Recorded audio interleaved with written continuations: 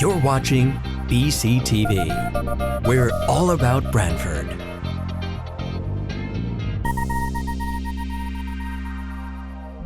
You're watching BCTV, Branford Government Television, a service of Branford Community Television. This program is brought to you in part through the support of the town of Branford.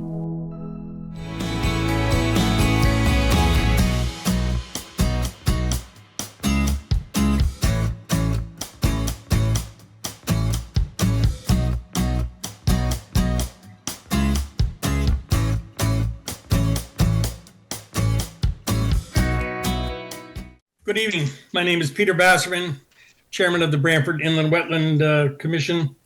I'll now open the Commission's regular monthly meeting of January 23rd, 2025. It is now 7 o'clock. This evening's meeting will be conducted as a virtual meeting using the Zoom software platform, being held in accordance with Connecticut Public Act 22-3. And the documents referred to during the meeting are available at the town hall or on the agency's website. Final agenda for tonight's meeting was filed on January 21st and is also posted on the town's website. Does staff have any changes to this evening's agenda? No. Since the meeting this evening is a public meeting and maybe the first time for some in terms of attending, I have some opening remarks. First, to provide public exposure to the meeting, BCTV is recording this evening. We are thankful for their participation, and this allows the public to view this recording at a later date. Participants, please be conscious of the fact that you are being recorded and your face needs to be visible on the screen, especially when speaking. To ensure a complete and accurate record, please, each time a comment is made, indicate your name so that the appropriate comments can be identified. Those wishing to participate, use the raise your hand feature. Staff will make sure that we recognize those in the appropriate manner. Once the meeting has begun, mute your microphone if you're not speaking.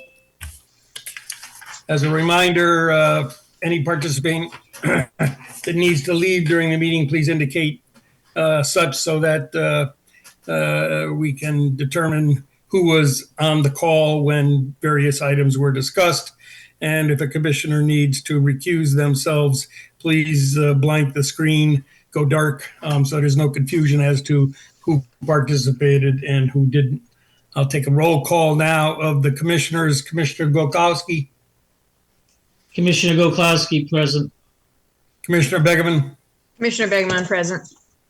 Commissioner Armrod. Commissioner Armrod, present. Commissioner Boda. Commissioner Boda, present. Commissioner Papantonis. Commissioner Papantonis, present.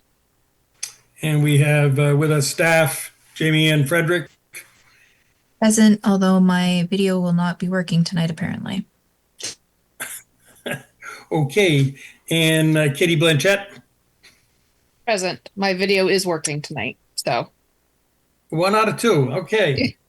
At this point, looks like we have a quorum. All commissioners present can participate in the deliberation this evening. And we have up to 7 commissioners that can vote on an issue. So we are good to go. Is there any commissioner that feels that they need to recuse themselves from any of the items on the agenda this evening? Yeah, this is Commissioner Armrod. I will remain recused from all matters regarding Beacon Hill Road. That is, let's see, item 2A and 3A on tonight's agenda. Thank you. Duly noted. Anybody else? We still have a quorum for all items on the agenda this evening. Let's see. First up, we have the approval of minutes of January 9th, 2025, which is a regular meeting of the commission.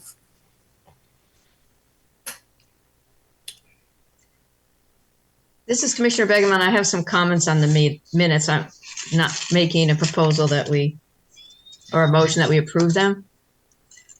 So I note, can I just should I go through them?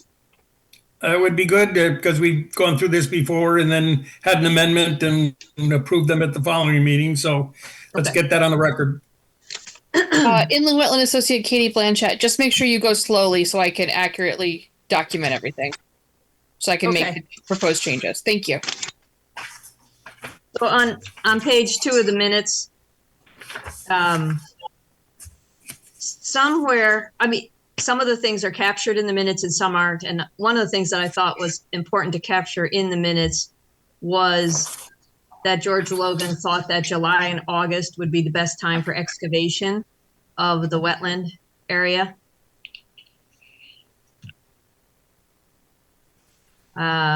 With the Phragmites removal, because it would be least likely to disturb the time that would for the least disturbance of wildlife.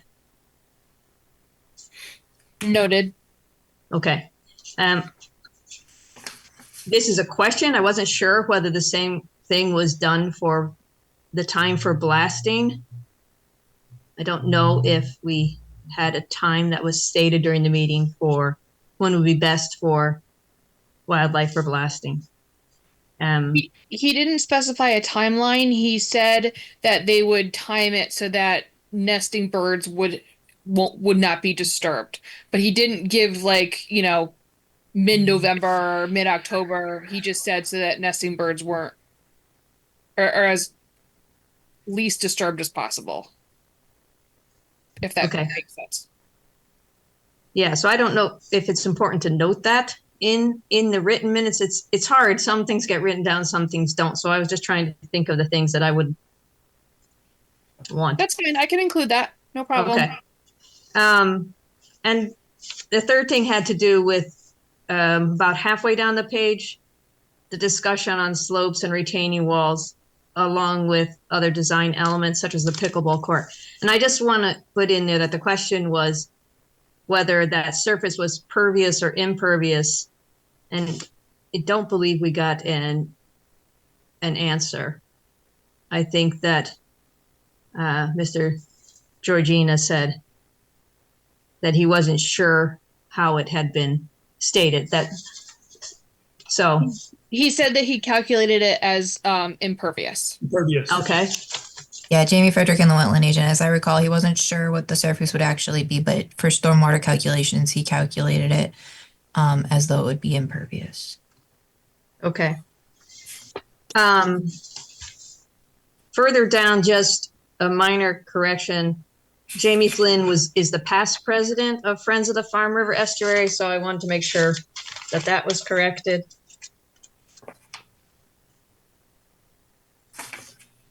And then one last thing, which is in the Cherry Hill Road, 175 Cherry Hill Road, under enforcement on page 3.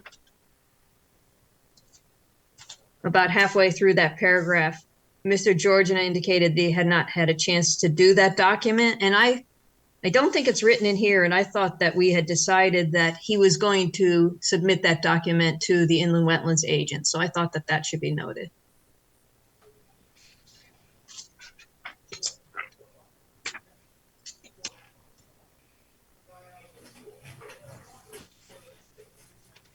Also noted. Sorry, I was writing.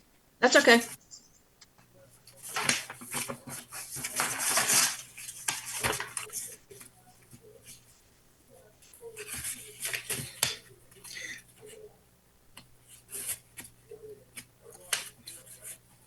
Is that it, Commissioner Begeman? Mr. Begeman, that's it.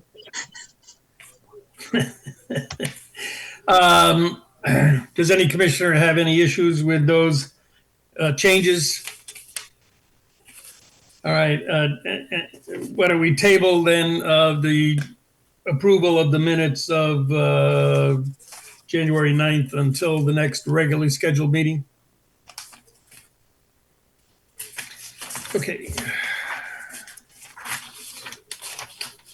I'll now open the deliberations for Inland Wetland 240902. As a recap, 9/26 of 24, regular meeting of the Branford Inland Wetland Commission. Commission voted to open a public hearing on the application as it was determined that the proposal planned a disturbance of the wetland on site in excess of 5,000 square feet. The date of 11/14 was established to open the public hearing. CLA Engineers was engaged in October to assist this commission in the review of the application. At the November 14th meeting, the commission agreed to continue the public hearing until December 12th, 2024. Discussion was not concluded at the December meeting, and so parties agreed to continue the public hearing until January 9th of this year, 2025. On that date, additional material was discussed and the public hearing was then closed. To that point, since the public hearing is now closed, no new evidence can be added to the record that's already been established.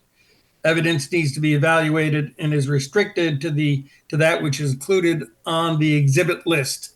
And we've had a number of exhibit lists, and the one that's, I believe, in play today is dated January 9th of 2025. No additional comments either from the applicant or the public will be allowed.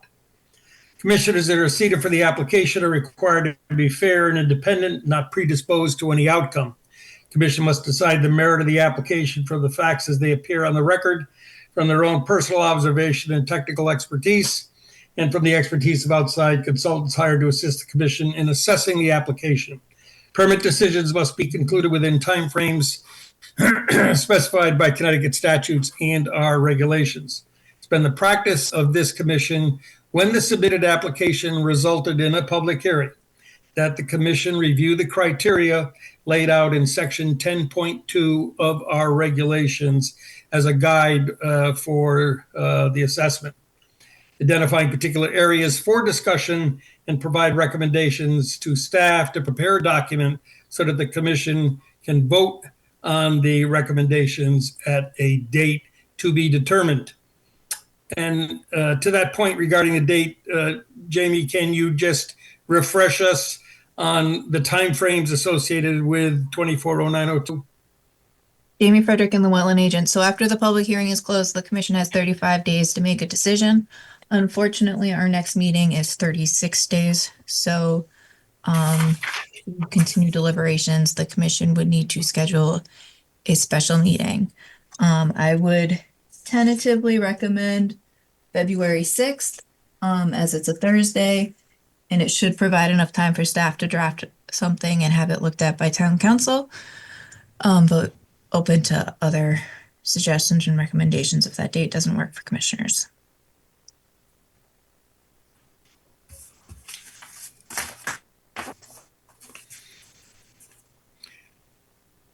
How does that date look? Does anybody have issue with the February 6th date? No. Commissioner Begman, I won't be able to attend. So then maybe we want to look at another date. I think we would theoretically still have a quorum if everyone else was able to attend.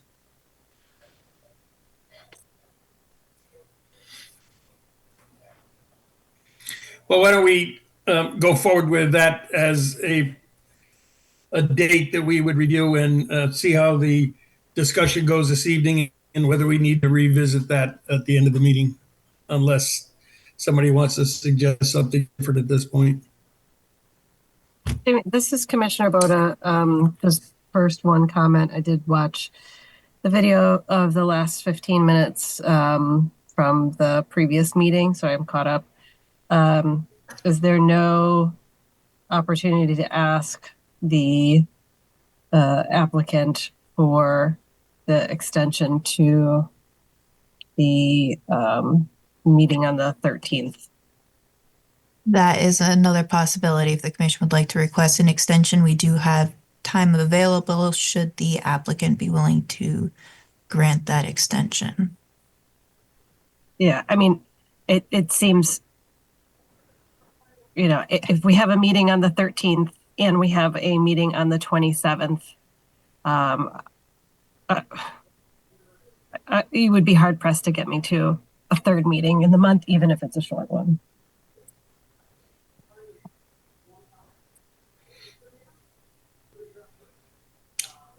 Okay, with that, as an overhang, why don't we go forward with the discussion this evening regarding what's in front of us, and we'll revisit the timing as the evening moves on. So I guess we have two opportunities for date. One is to ask an extension, and the other is to have the meeting as a special meeting. We might be cutting it a little thin with membership at that point. Okay. This is Commissioner Begman. Just a question on counting. January 9th, we're talking about January 9th through to February 13th. Isn't that 35 days? I'm just looking at my calendar and trying to, looks like exactly. I have a fancy little spinner calendar and it says it's 36 days.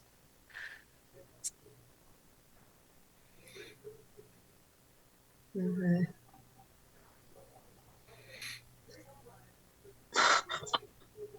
It's exactly 5 weeks. Isn't 5 weeks 35 days? Is something wrong with my math? There's also the question of whether you count the first and the last day. I don't know that we want to put ourselves in that boat. This is Commissioner Papantonis. Legally, you don't count the day. January 9th doesn't count. You start counting on the 10th. Like in court, they would count this on the 10th.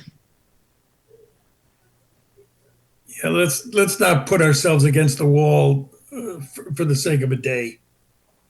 Either get an extension or have the meeting, but let's. I mean, this could be easily resolved potentially if the applicant's willing to grant an extension. Does the commission want to ask the applicant if they're willing to grant that extension to the February 13th meeting? That way and then you make your decisions from there. Commissioner Papantonis, I don't think we need one, but it's probably prudent if the commission wants to do so. I think town council would tell you to count it the way I did, but if the applicant's here, let's ask him now.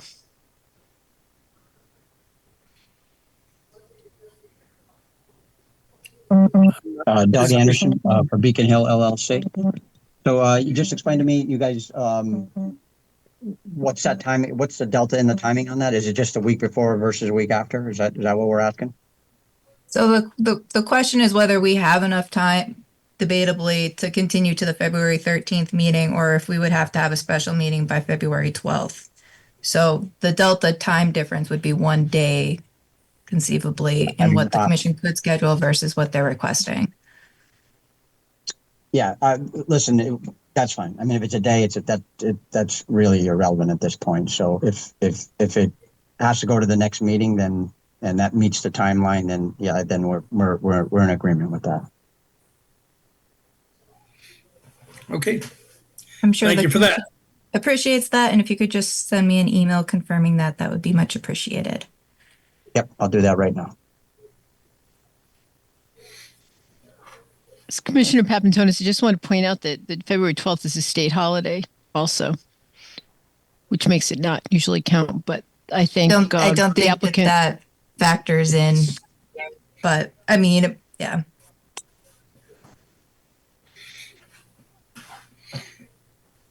Okay. So at least at this point, we can kind of move forward with the idea that there's no need for a special meeting, and we can conduct our deliberations this evening and hopefully get a document prepared so that we can render decision on our next regularly scheduled meeting of the commission. Now, in my comments, looks like 10.2 is probably a good guidance document for us to review this application and meet the regulations that we have in town. Does anybody have any other area in our regulations that they feel we need to review other than 10.2 this evening? Okay, Amy Frederick, is- an agent. I'll just point out that the commission did hold a public hearing based on the finding that there may be a significant impact. So you'll probably also want to review section 10.3 in regards to the associated required finding. But I think it makes sense to start with 10.2 and work our way through. If the commission would like, I can screen share the regulations as we walk through them. And then, of course, we can backtrack, and if there's anything that commissioners feel didn't get addressed through those items, we can approach. This Commissioner Papantonis, we had some issues with 7.10, was it? 7.9? I can't remember now. That we might want to look at some point. Yeah, that might factor into some of the criteria that come up in 10.2. So,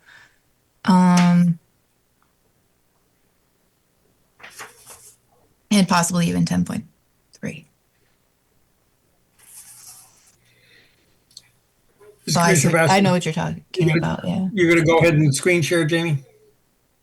All right, do we want to start with section 7 or section 10?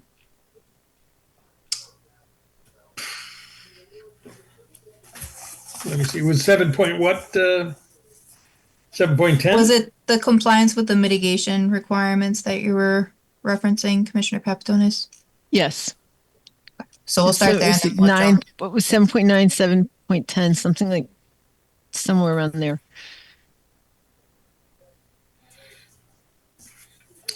Seven nine. Section 7.9 is the mitigation requirement. Essentially, if you're going to be directly impacting 750 square feet or more of wetlands or watercourses, you have to provide mitigation in a 2-to-1 ratio, which cannot be reduced to less than a 1-to-1 ratio. So there was a lot of questions back and forth about that, and the applicant did modify their mitigation areas.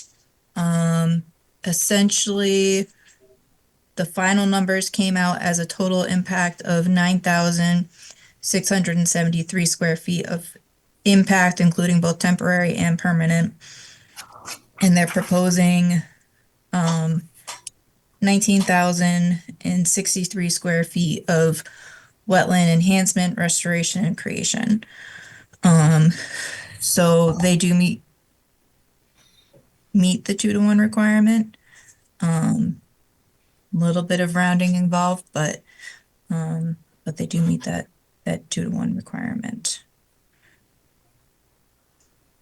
This is Commissioner Goklowski. I don't remember what the temporary disturbance was going to be. Was that put anywhere? Did I miss it? 1 minute, let me pull up the site plans.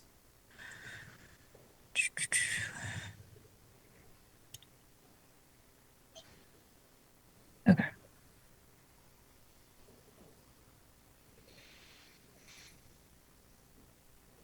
So the orange areas are the areas of permanent impact where the wetland will not be restored. The blue kind of hashed area is the temporary impact areas that they're proposing to enhance. The green areas are the creation areas. And then they have another enhancement area that isn't related to any site work per se, not necessarily, because the blue hashed areas are related to some of the grading that they're proposing to do. And then this purple area is strictly in proposed enhancement of the existing wetland area. So they're increasing the wetlands quite significantly then. They're creating 8,704 square feet of wetlands, and the total permanent impact of wetlands lost is 3,818. 3-1. Okay, thank you, Jamie. So this is Commissioner Bassman. Jamie, can you put that colored section of the map that you got on the screen there? Yeah, so if we look at the 19063, what colors represent that 19063? Okay, mitigation areas, that's going to be purple, blue, Blue, and green. yeah, And we've got more green and blue over here. The blue coincides with both impact and mitigation. and what, unmitigated, okay.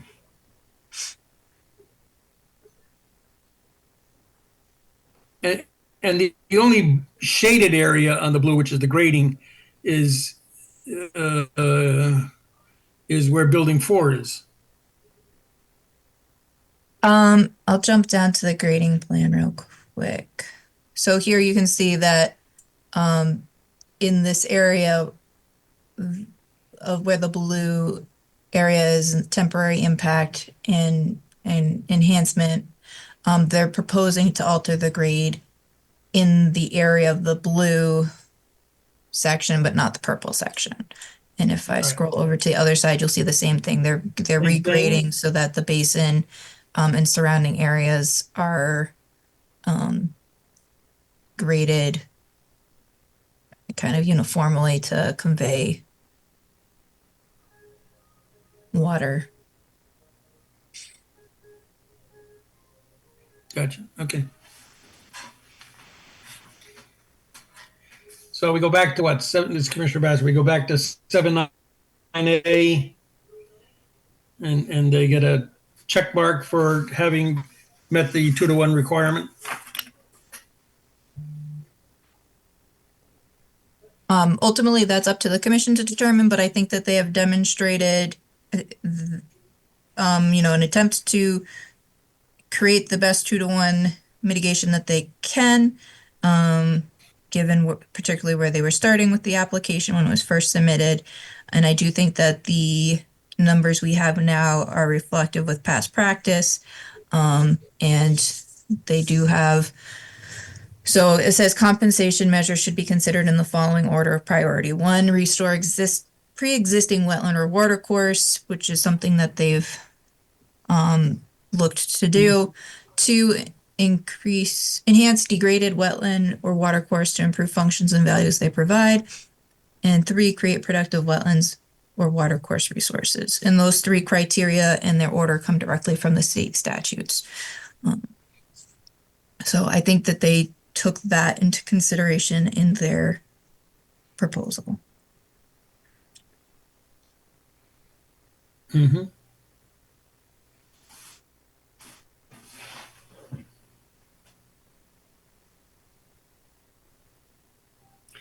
And does it follow, this Commissioner Basserman, does it follow that 7.9B, since everything is on site, that they have demonstrated having met 7.9B? Yeah. Right.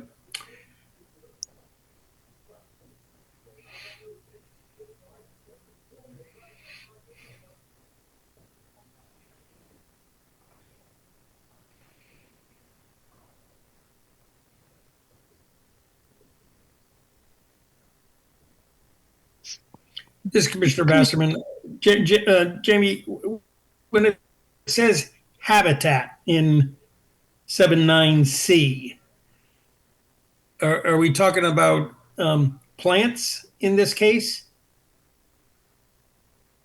Plants would be part of habitat, but they're not the entirety. I think that a lot of the mitigation areas they're proposing lend more to 2, where they're looking to enhance impacted areas. And then I guess it 1 function, so the temporary impact or the permanent impact, the northern extent of the southern wetland, they're proposing a mitigation area that would be part of the stormwater conveyance from the northern wetland to the southern wetland, so that would be function. I'm not so sure about like to like habitat being terribly applicable in this particular instance. Right, This- okay. This is Commissioner Papantonis. I have a question about going back to two, because we are within the watershed, right? So even though if the property is self-contained, don't we still have to consider the watershed?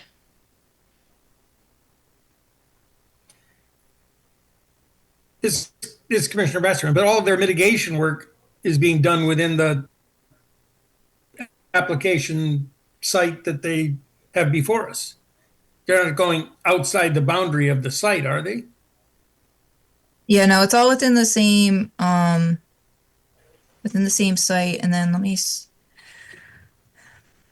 probably the best place to look at the watershed. So on the left, yes, the left you have the existing watershed, and on the right you have the proposed watershed. So,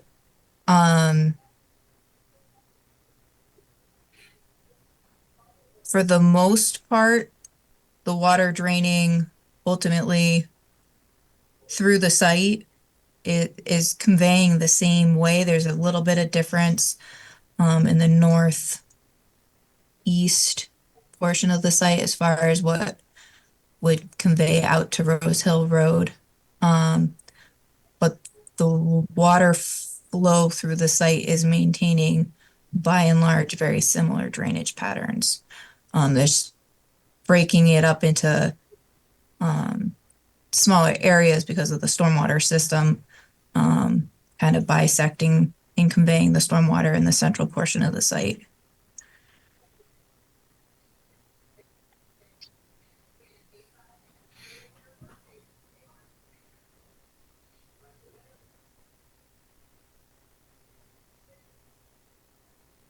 This is Commissioner Basserman. Jimmy, back to C.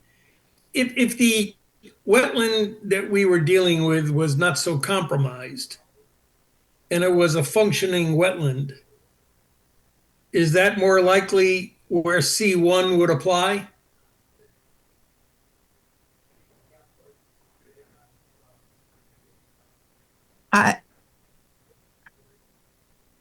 Well, again, I think there's two separate pieces to one. There's habitat and function. And function, And yeah. so let me.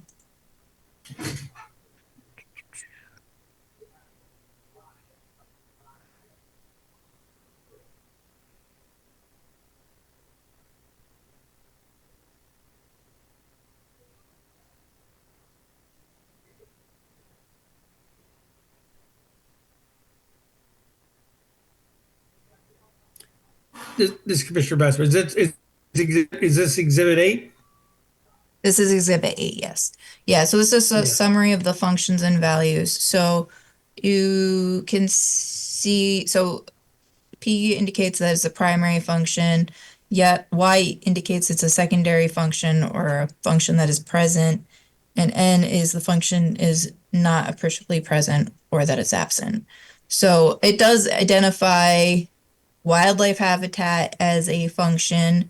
Aquatic habitat is not identified as a function. And there was discussion about impacts to wildlife at the last meeting. And it was expressed that a lot of that impact should be temporary in nature and could be theoretically minimized during construction through proper oversight. As far as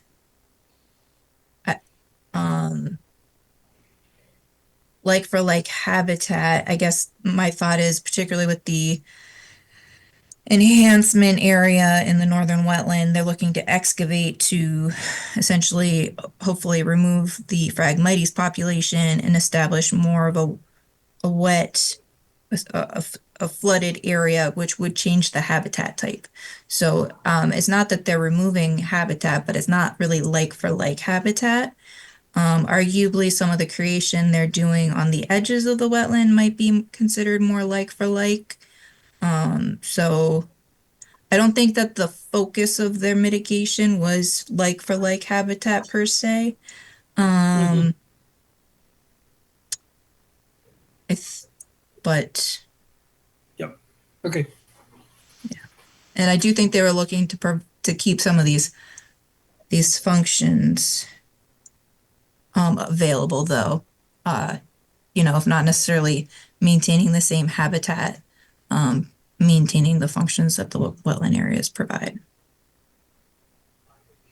Mhm. Okay.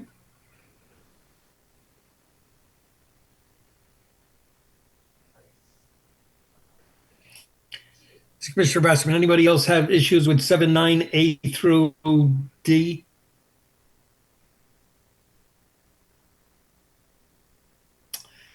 Can we move on to 7(10)?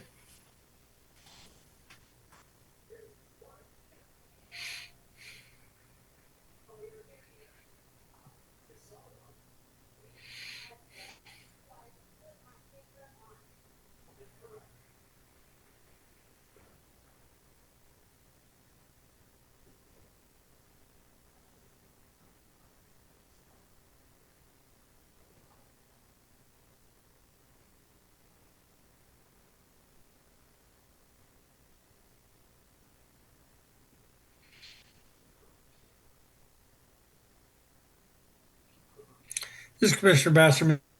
Jamie, in 7(10), where he talks about a management plan, is that a self-contained document, or do you have to go across a number of different exhibits to, if you will, form that management plan? Jamie Frederick and the wetland agent. So specifically for the mitigation areas, I think that's by and large in the mitigation plan exhibits. A little bit maybe in the assessment report we were just looking at. There are other management documents that the commission generally looks at overall, like stormwater management and to some extent, landscape management as it relates to wetlands and water courses. And there was discussion at the last meeting about perhaps, that there should be some sort of documentation that should be included in the documentation of the association responsible for the property long term, and that version of the documentation should be provided for the commission to review and make sure that it's satisfactory with your expectations. So I think that a lot of the documentation we have from a wetland standpoint is focused on the initial monitoring phase. And um, and I guess it kind of depends on, whether you're specifically looking at the mitigation or overall maintenance of the property. And this may be apples and pears, but Commissioner Basserman, apples and pears, but the experience that we had with another large tract off Gould Lane, we're not in a kind of a steady state situation then for that project. And it looks like this project, I think the comment was 3.5 years in duration for this project to complete. And so it's a kind of a changing panorama. And are we able to monitor the activities that we're supposed to be looking at over the course of that period of time regarding erosion and sedimentation controls and how we're managing the invasives, et cetera? And I guess, is it clear as they go through these different phases that we're going to be able to monitor the performance over that period of time? Amy Frederick and the And wetland agent. So the monitoring of the mitigation areas, which would include invasive species management, is set to 5 years. And if, per standard language the commission uses, if they're not meeting the success standards, then the commission has the option to extend that period to help ensure that that those success standards are met. So that's kind of an incentive to make sure that they are putting the work in up front, because that's when it's most important. And then from an erosion control standpoint, this project certainly is of the scale where it would be typical for the commission to require weekly E&S reports. I would certainly recommend it, given the amount of work, the amount of site that's potentially going to be open at one continuous time, and how close all of the activity is to the wetland areas. And I believe that based on the area of disturbance being over 5 acres, that that will also be a requirement of a general permit. This is Commissioner Gokowski. Jamie, I'm not confused, but I'm a little bewildered. You're saying that the clock starts ticking from the time we issue the approval for, let's say, monitoring for 5 years? No. Okay, so the erosion control reports would start from when they start site work. So once they start disturbing the ground, that's when their reports would start for the erosion controls. And then for the monitoring, it starts arguably when they plant.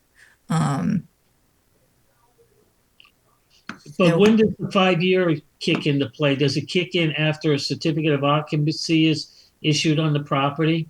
Nope. So it has nothing to do with the certificate of occupancy.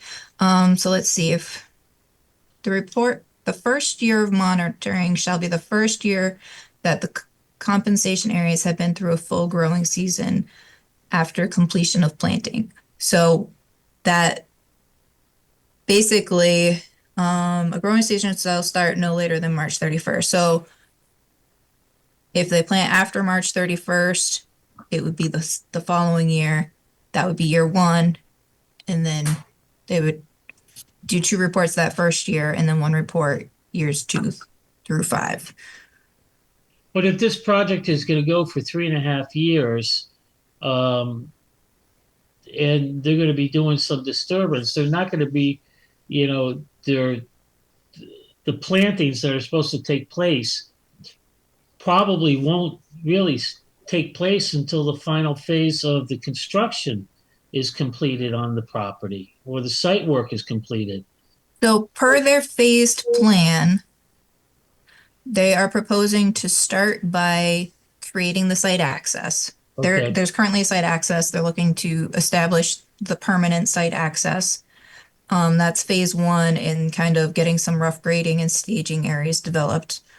And then phase 2, before they do any building construction, is to do the mitigation areas, to grade out the basin and construct the mitigation areas. And it specifically calls out in the project narrative.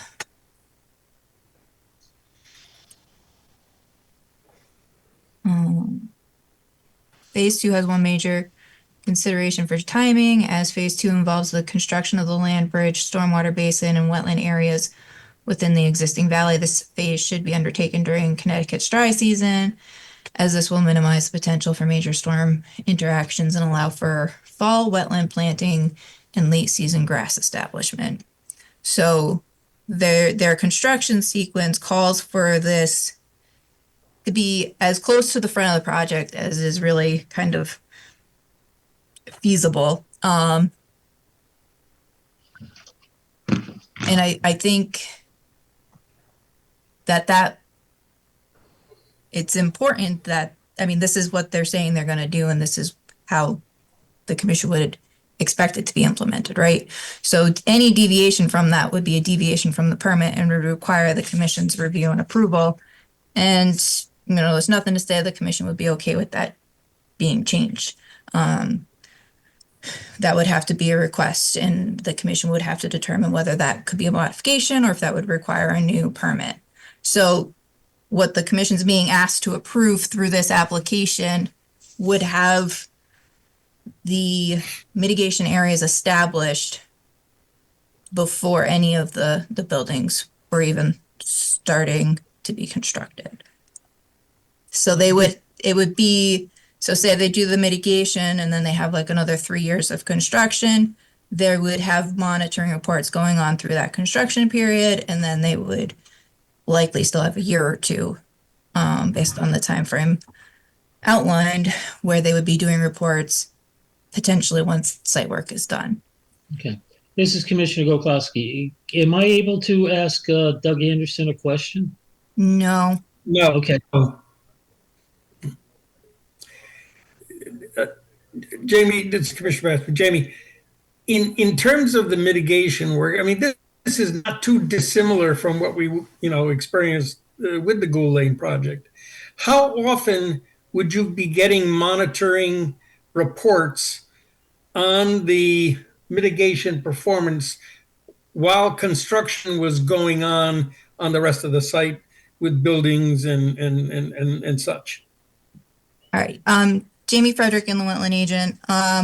So I don't want to get too much into specific projects and comparisons, but I don't believe that the phasing of that project had the mitigation up front like this one does. So that's just a point of kind of apples and oranges. So typically it would be 6 months after planting, then a year annually through the 5 years. At the last meeting, I believe, and or the meeting before that, we were talking a bit about monitoring and the fact that I believe George Logan had indicated that during the creation period, the construction of the mitigation areas, he could provide weekly updates of where they are, anticipated timeframes for completion. Maybe they aren't going to be able to do some of the herbaceous plugs in the fall and they have to wait until the spring. All of that would be communicated. So that is something the commission could look to codify. If you thought that was. This Commissioner Bass, he certainly, I think, represented the fact that hands-on visibility, consciousness, if you will, during the actual execution of the plan is fundamental to the success. I have no issue with that, and whether it's weekly reports or not, we certainly should, monitor that. My concern is with the mitigation work being done and then multitude of construction activities taking place after that. I'm not sure I want to wait 6 months at a time to see what's happened to that mitigation area while the plan is being executed. It's not like we put a mitigation plan in and then leave it alone and watch what happens, because there's activity on the site. This is Commissioner Bodo. From my standpoint, go ahead. We had discussed at the last meeting the need, the idea for at the outset of that mitigation work, that there be a meeting with Jamie and the environmental person, whether that's Mr. Logan or somebody else, to at that time, based on when it is in the year and other factors, that they kind of scope out some benchmarks for when things were going to happen and some of the details that we can't necessarily hash out right now without knowing starting dates, and then to keep the wetland office apprised based on those dates, and certainly more regularly if necessary. So I think that that is certainly, some of it is within the minutes. But we did discuss it as a potential condition for approval. This Commissioner Bass, yeah, I'm trying to figure out how much detail we have to get into so that Jamie can prepare something that we would look at subsequently and be able to vote on it. This is Commissioner Boda. I think that piece would be a detail that we would include within a condition of approval, which is and again, we can maybe look back at the minutes from that portion of the meeting. It's because it's already stated some of that conversation, and that's certainly something that we would want to incorporate in our language, because it was something that we wasn't necessarily it was not part of the original plan, but rather an additional detail as we started talking about the creation of the wetland area.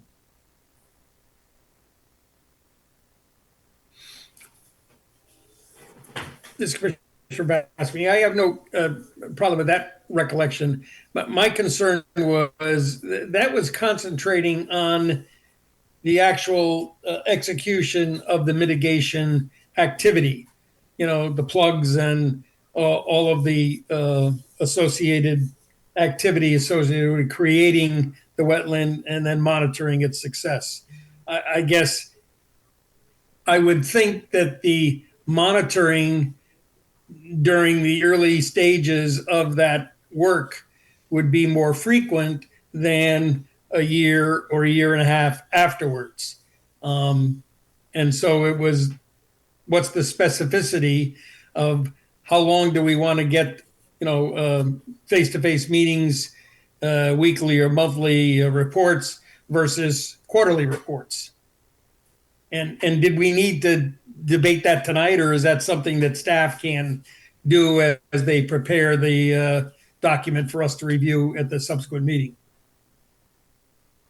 Jamie Frederick and the wetland agent. I mean, I think that's something that the developers should be doing. They should be having their wetland professional out there monitoring it on a routine basis. I am not aware of a past practice where we've required reports more frequently. It's not to say that it necessarily. So I think the big thing is knowing when they're about to start the mitigation, having that pre-construction meeting prior to the start of mitigation, having this wetland professional that's going to be out there overseeing the work present, having the guy overseeing the machinery that's going to be out there present. So that way we can all make sure everyone's on the same page, getting kind of a rough punch list of when certain benchmarks will be met.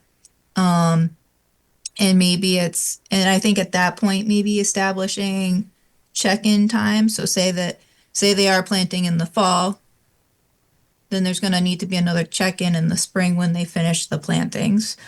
I don't know that we need reports in between about the mitigation areas, because theoretically that's going to be behind the scenes. One thing I can think of that you might want to codify would be if, for whatever reason, the erosion ENS report indicates that there was a breach and the wetland area may have been impacted, then we probably want the soil scientists to go out there and see if they have any specific recommendations to address that.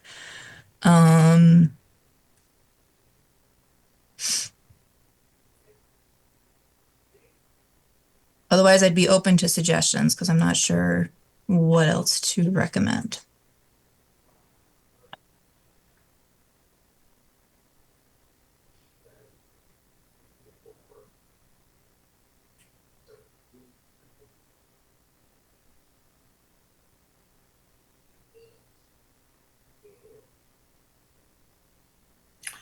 This is Commissioner Basserman. So Jamie, you're saying that you would take our normal approach during the establishment of the mitigation area. And then once that work has been deemed complete, we would go to a 6-month or annual report. Yes and no. So I do think we would kind of, so I mean, I think that it would be a good idea to have the soil scientists provide updates, much like we do have the erosion control professional provide updates when the site's being developed. It makes sense for the wetland scientist to provide updates while the mitigation work's being completed. So I do think having an update of work completed, and work scheduled would be potentially a good thing to add. And I think that was discussed at the last meeting. So I don't think it would be blindsiding anybody. And I think it's helpful for all parties to know where things stand. And, that way we're not going backwards down the line. So I guess I'm saying I would keep it mostly the same, but have a little bit more check-in benchmark at the beginning of the project than we typically have had in the past. Okay. This is Commissioner Boda. I just wanted to say I agree. I think that's what we discussed at the last meeting, and I think that made sense in terms of a plan. One, like Jamie said, so that the developer, they're already aware. Obviously, we've had this conversation, but two, we give ourselves a little bit more protection from unanticipated consequences that weren't being monitored and intentionally reported on.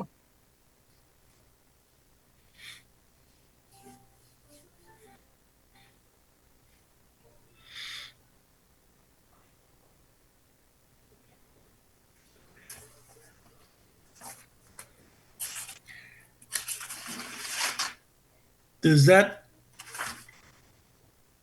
cover 710, or are there specific elements in 710 that we still need to talk about? The bond is item D. Jamie Frederick and the wetland agent. So I'll just throw in real quick. This is definitely of the scale where the commission would require a bond, usually for erosion control measures and the implementation of the mitigation. I think that the commission wants to consider the items required for the mitigation bond to help ensure that, the whole purpose of a bond is if it's not done properly, that the commission can ensure it gets done properly. So you want to make sure you're bonding for the appropriate items to be able to achieve that. So my recommendation would be to include the plantings, the monitoring, invasive species control, and the site work, the excavation, and potential import / soil amendments. Because if you don't have the bond for the site work, it doesn't really matter if you have the bond for the plantings, because you're not going to have the proper hydrology and soil medium to put them in. The regulations do allow for a surety for non-erosion control measures. So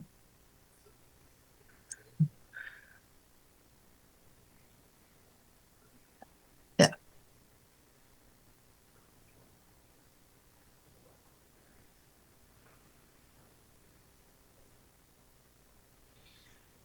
Amy said, Commissioner Bodie said the plantings, the monitoring, the soil amendment, and the machinery. Excavation.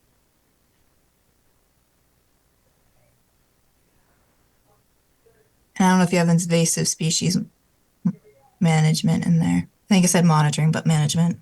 Yeah. This is Commissioner Bassett. Jamie, item D talks about a 2-year time frame. We're looking at the regs. Yeah. Oh, yeah. So I don't think that's terribly relevant at this time. Essentially, the way that we phrase our conditions is that the applicant has to submit an itemized estimate for the items to be bonded. And this is basically saying that once they've submitted that estimate, it's good for 2 years. So if they submit an estimate and they don't start the job, and then 5 years later they say we're good to go, we would request a new estimate Oh, okay. based on market pricing.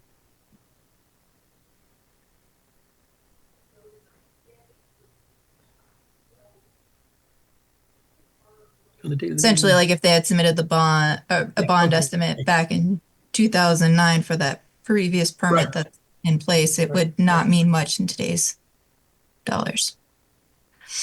So the piece of paper is good for 2 years, but the bond could be extended clearly. Yeah, different time and once they've started work, the bond is the bond amount. So, it doesn't matter how long they take once they've started. That 2 years is just for the initial Gotcha. establishment Okay. of the bond. Yep. If you will. Got it.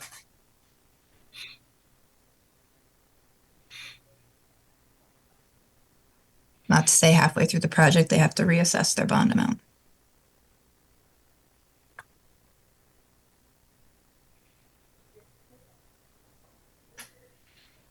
And this Commissioner Bassler, this would include it as a condition of approval?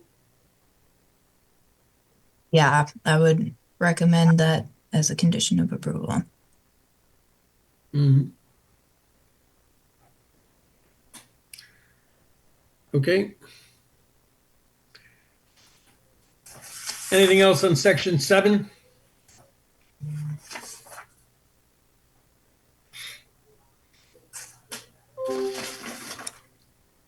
Time to turn to 10.2.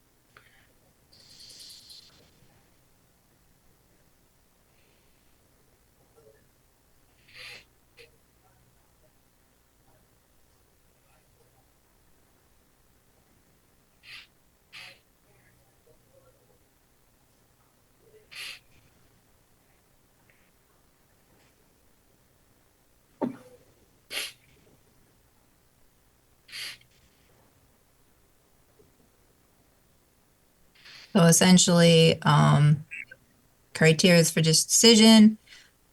Agency shall take into consideration all the relevant facts and circumstances, including but not limited to A, the environmental impact of the proposed regulated activity on wetlands and water courses.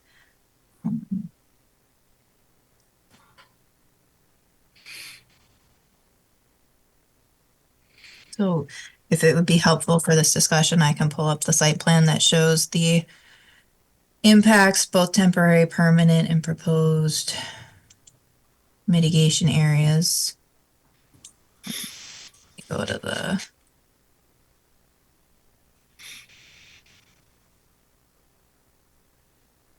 And then there's also the environmental assessment report. If you want me to pull that up for any reference, let me know. It speaks to kind of the existing and historical conditions of the site relative to the current and proposed.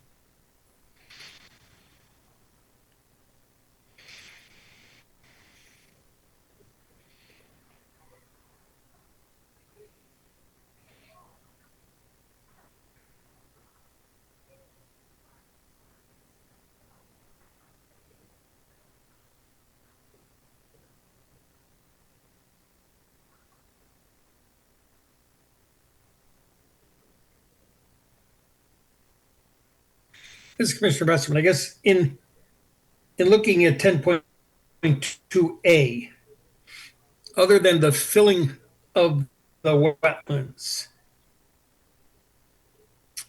what other environmental impacts are there on the site? Relative to wetlands and watercourses. Relative to wetlands and watercourses, yeah.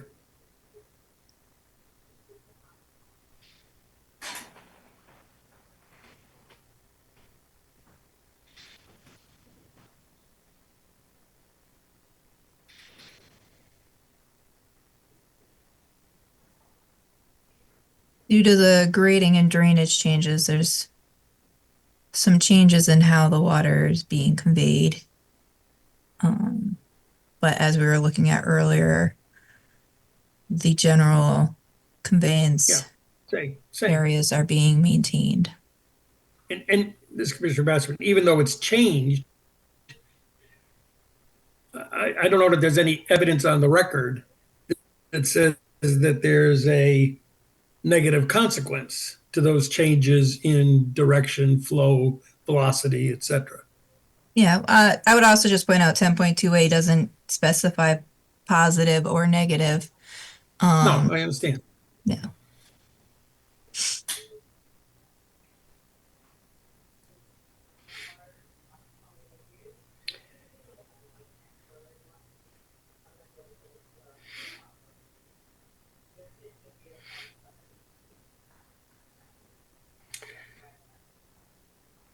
So if we have filling of wetlands as kind of the focus of attention here, that leads right into 10.2B. Is there consideration for a feasible and prudent alternative to the plan that has less environmental impact? Is there anything on the record that we can point to?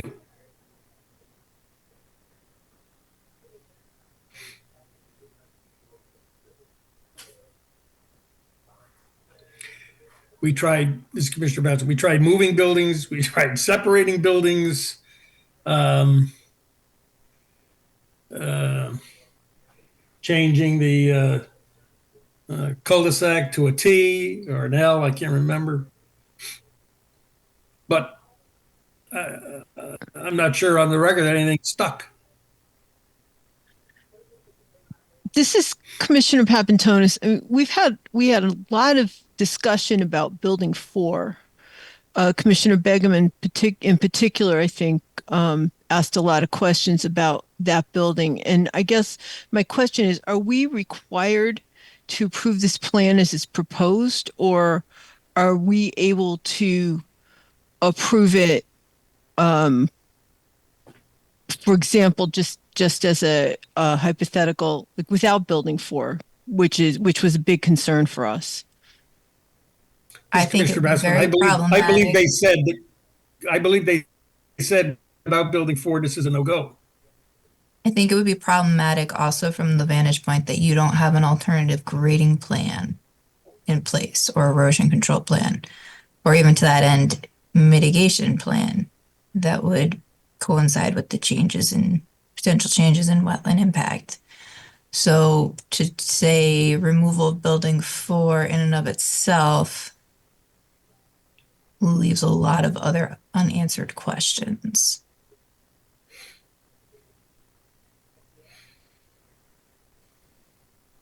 I think that would be like an alternative plan that you would request being shown, and or if you really felt that was something you needed to see,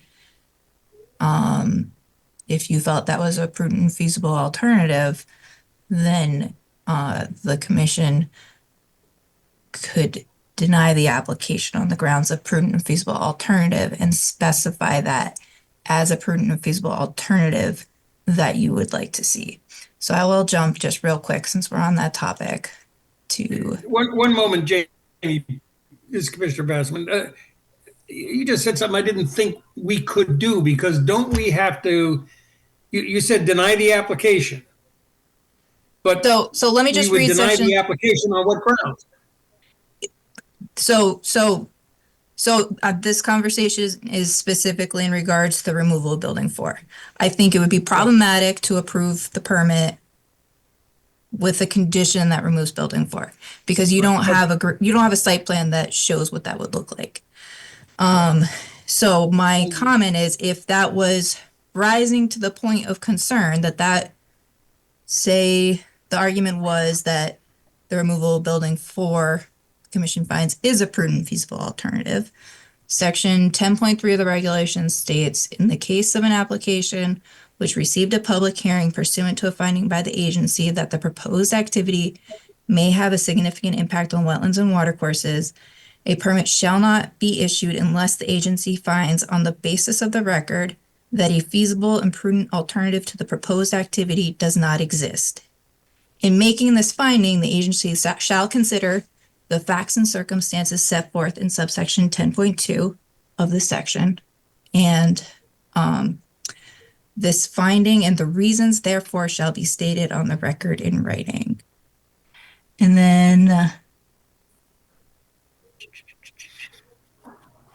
10.4, I knew it was somewhere. Okay. 10.4 goes on to say, in the case where an application is denied on the basis of a finding that there may be feasible and prudent alternatives to the proposed regulated activity which has less adverse impact to wetlands or watercourses, the agency shall propose on the record in writing the types of alternatives which the applicant may investigate, provided this subsection shall not be construed to shift the burden from the applicant to prove that he is entitled to the permit or the present alternatives to the proposed regulated activity. So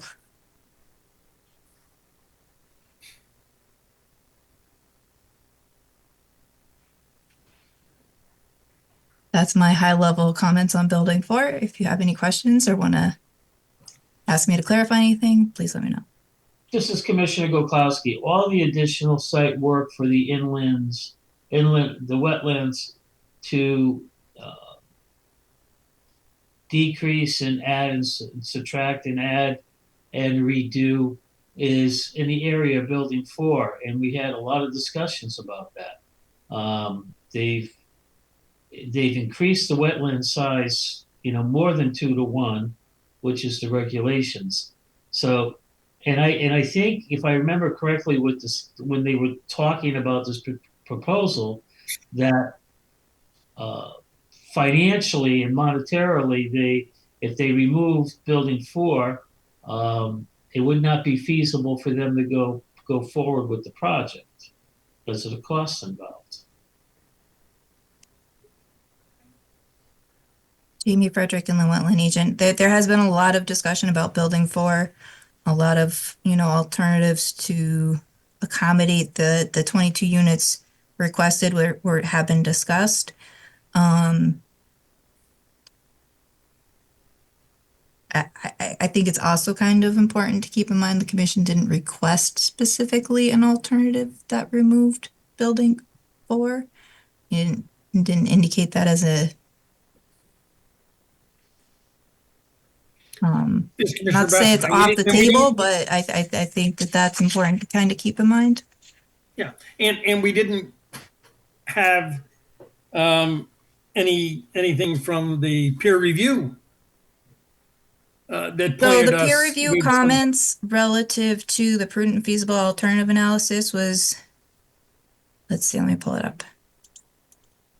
Don't want to put words in their mouths. So regarding the previous comments, numbers 31, 32, 33, listed below, which are all the alternative analysis, it says the applicant has presented an alternative analysis. The commission can consider whether the applicant has provided sufficient detail to demonstrate that the proposal represents the most feasible and prudent alternative. So I think initially going back, or not initially, but going back in some of the previous CLA comment letters, there were concerns raised about the adequacy of the information provided in regards to prudent and feasible alternatives analysis, and specifically what the Branford regulations require. So my interpretation of this comment is that they felt the missing information, or they felt missing information has been provided, and essentially are leaving it up to the commission to determine whether or not it's appropriate, because prudent and feasible alternative analysis ultimately falls to the commission. But my point is they didn't have a plan that we could now, with the record closed, point to and say, this is the reason why we're not going forward here, because this alternative to the commission is reasonable. There was nothing proposed. Well, this is Commissioner Boda. I think that there obviously has been a tremendous amount of conversation about Building 4 and the feasibility of removing it. And the applicant brought in quite a discussion around the reason why it is not feasible financially to then bring in sewer to that section of town with the loss of that building, that's their break point. And so, yeah, I don't think that because what was the other one was their previously approved site plan Subdivision. Yeah.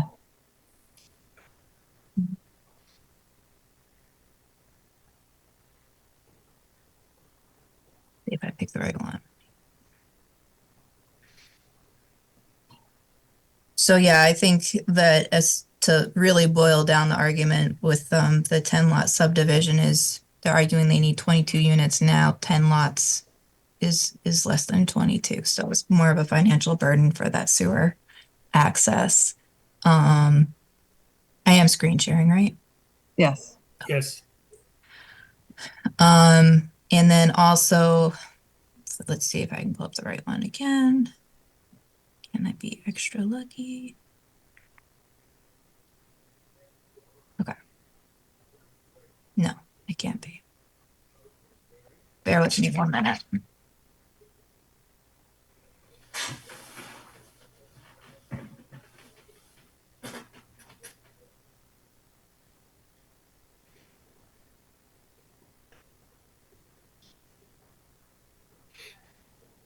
All right, so this table shows the proposed application for considerations on the right-hand side and the approved subdivision, which is one of the alternatives we're discussing now, is on the left-hand side.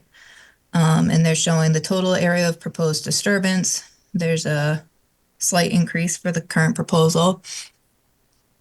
Wetland disturbance, there's a slight increase. So this wetland disturbance for the subdivision includes the disturbance. This number is smaller if you look at the actual subdivision approval, but this number factors in the additional wetland area that was identified in July. So when you look at that, it brings the wetland disturbance numbers fairly close together. And they're showing that the wetland creation for the proposed application is 19,000, whereas the approved permit is roughly 4,500. So jumping back to the alternatives. So this was one of the alternative site plans they had laid out for the commission. And then the other one was this apartment style development, and ultimately kind of the argument for this one not being feasible or prudent and or feasible is the fact that it likely wouldn't get approval from planning and zoning based on preliminary meetings that they had with the planning and zoning commission.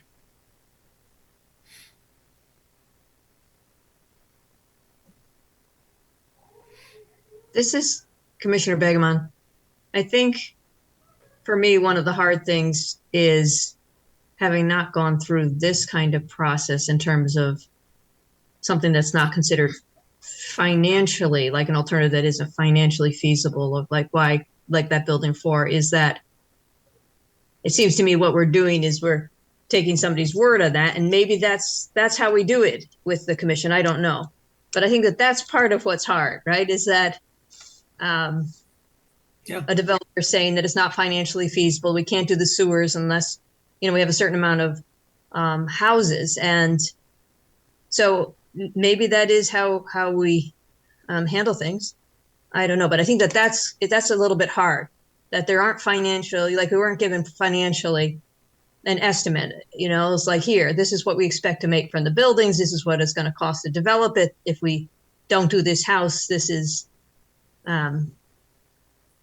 why we can't make any money, or why a sufficient amount of money. I mean, I don't know, you know, the criteria used for that.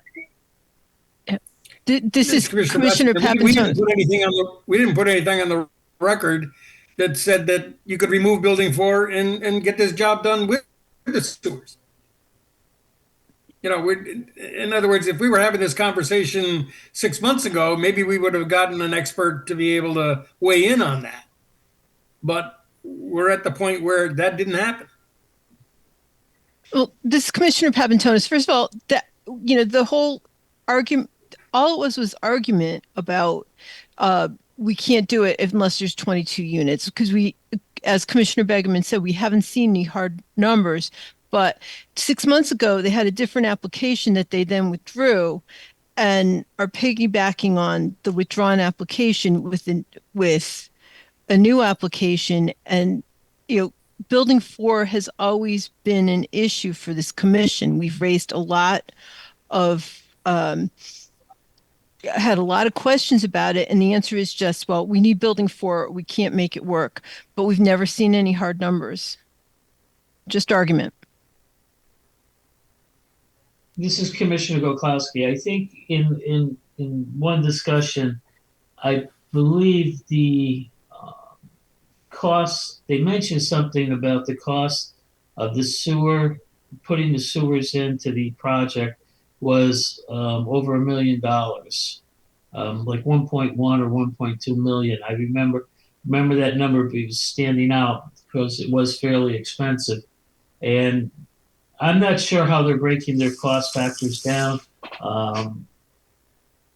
But if I don't like to take anybody's word for it, but on projects, but when you're building a project and you have site work and you have this and you have that, you also have unexpected other issues that can crop up that they probably won't know about. So there's always contingencies on construction. I think they addressed the issue of building 4 with the additional enhancement of the wetlands. And I feel comfortable on that end. I wasn't comfortable with it before, but the way it was described and handled, I'm comfortable with it now. And this is Commissioner Boda. I do think that the inclusion of the sewer system into this plan changes the dynamic of the application in a way that we don't typically see when we're looking at proposal for fill. Because just below 10.2 B is C, which is that relationship between short-term and long-term impacts. And while we're looking at a permanent loss of that portion of the wetland, aside from the mitigation, which is more than 2 to 1, you're looking at an overall reduction in nitrogen loading, which is ultimately one of the most significant issues that our water bodies face and our wetlands face. And so I think that the inclusion of the sewer system, not only for this development, but for the adjacent homes on Rose, changes the dynamic when it comes with respect to the fill. And so, I don't know. I don't. I think that we talked a lot about building for and the prudent and feasible alternatives, and do think that the applicant has put forward a case that this is the application with the least amount of impact, as well as with the addition of the mitigation, and again, that very unique situation where we're have the opportunity to have sewer added. I think that changes the dynamic in this application quite a bit from a wetland impact standpoint. Point. This is also not just the potential for sewers to help. We have on the record failures that are occurring, pretty frequently. That's already creating issues. So the sewer addition is also very timely. It's not just failures are happening. Looks like quite frequently.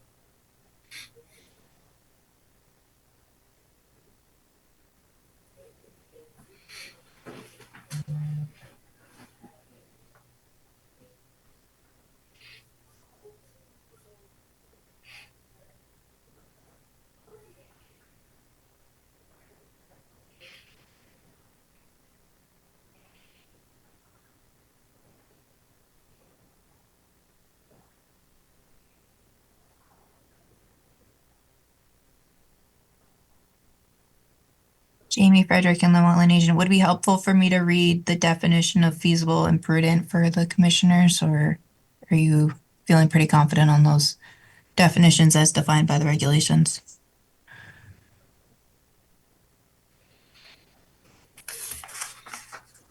This would be out of the statutes you're saying that, Jamie? This would be out of the commission's regulations.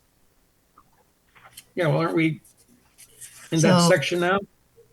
That's that section 2.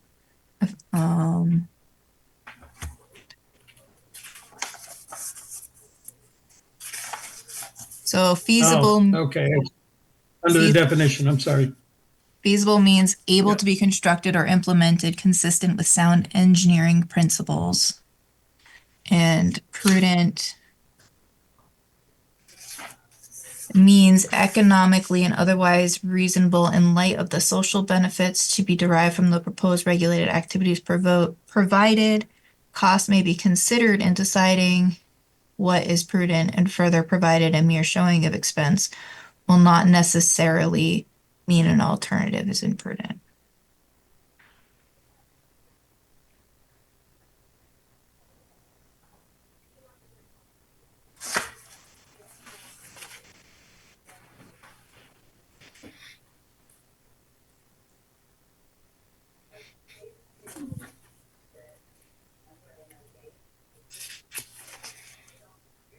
Yeah, again, this is Commissioner Boda, and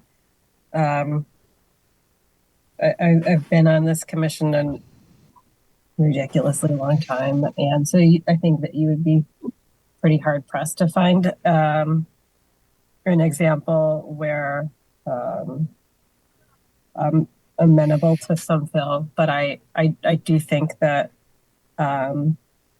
given that relationship between the long term and the short term and the long term impacts, as well as the creation, the development of the sanitary sewer, removing homes in the area from septics and failed septics, as well as the enhancement, I do think that that meets the goals of the regulations. I think that I mean, when we're looking at our purpose, I do think that this particular, in this particular case,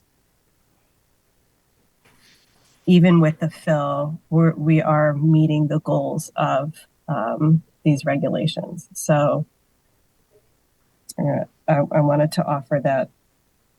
So maybe we can move forward, or somebody can disagree.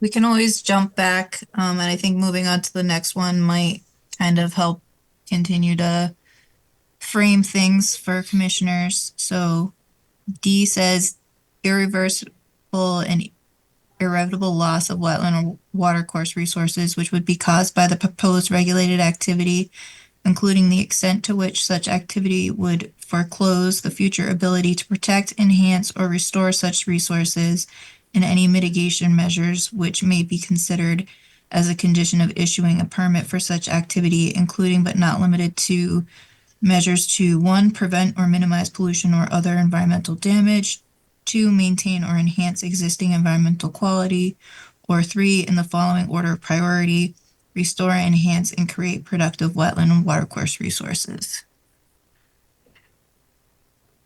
So I'll just quickly recap that we have gone over that they are proposing mitigation to the 2-to-1 requirement per the regulations. There will be permanent loss of approximately 3,818 square feet of wetland. Of the 19,000 square feet of mitigation, they're proposing to create 8,704 square feet of wetland adjacent to existing wetland resource areas.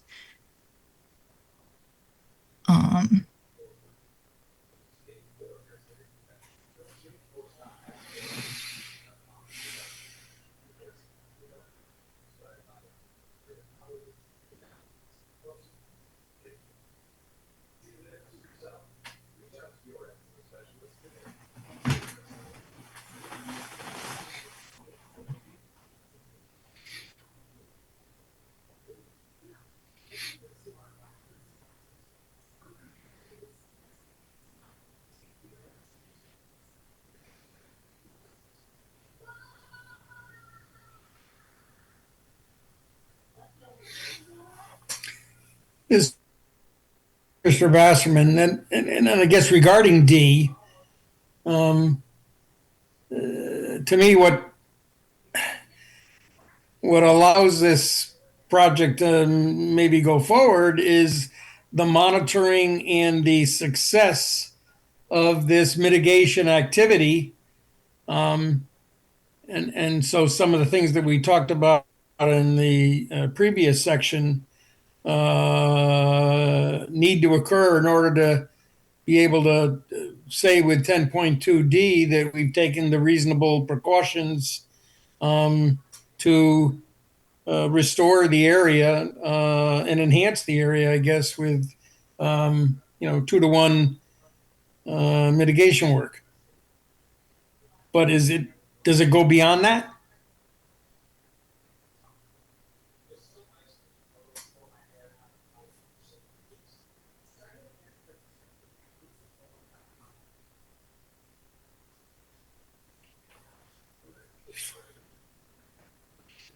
I mean, essentially, to continue the thought, essentially, whatever the mitigation plan is what we're hanging our hat on 10.2D.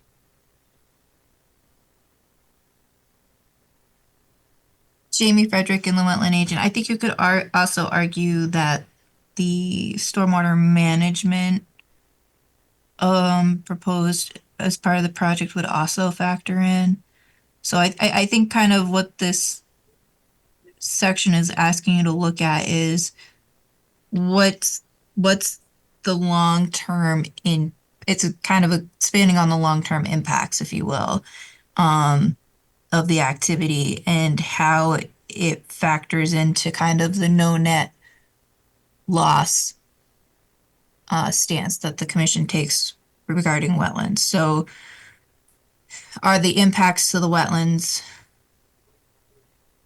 likely to overall reduce that wetland resource and the functions it provides to the surrounding area?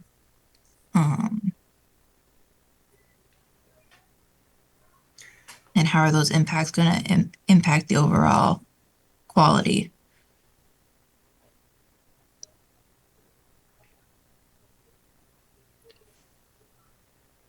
This is Commissioner Bassman. I may be simplifying this way too much, but if we were to look at the record, it was established that the wetland functionality today is less than desirable.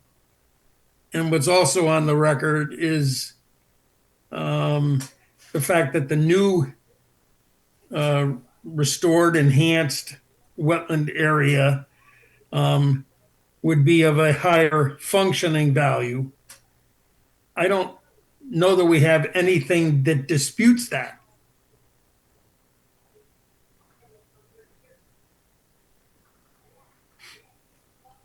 Unless, Jamie, you can point me to something either in the peer review or comments made during the discussions, that would suggest, that that's a way too simple assessment. Jamie Frederick and the wetland agent, I can't recall anything in the record that disputes that. That was certainly a point raised in the wetland assessment report, which was reviewed by the peer review team. Peer review team did have some, questions about the mitigation areas along with the commission early on in the review process.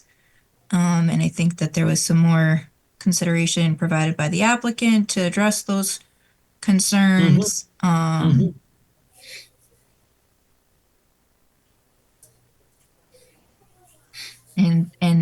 the assessment report also includes some of the historic information and kind of, I remember George Logan expressing kind of, I guess what he was indicating was likely the rationale for the creation of the expanded wetland area to the northern wetland, if you will, in relation to the removal of a foundation on the site that was likely holding some of that water back.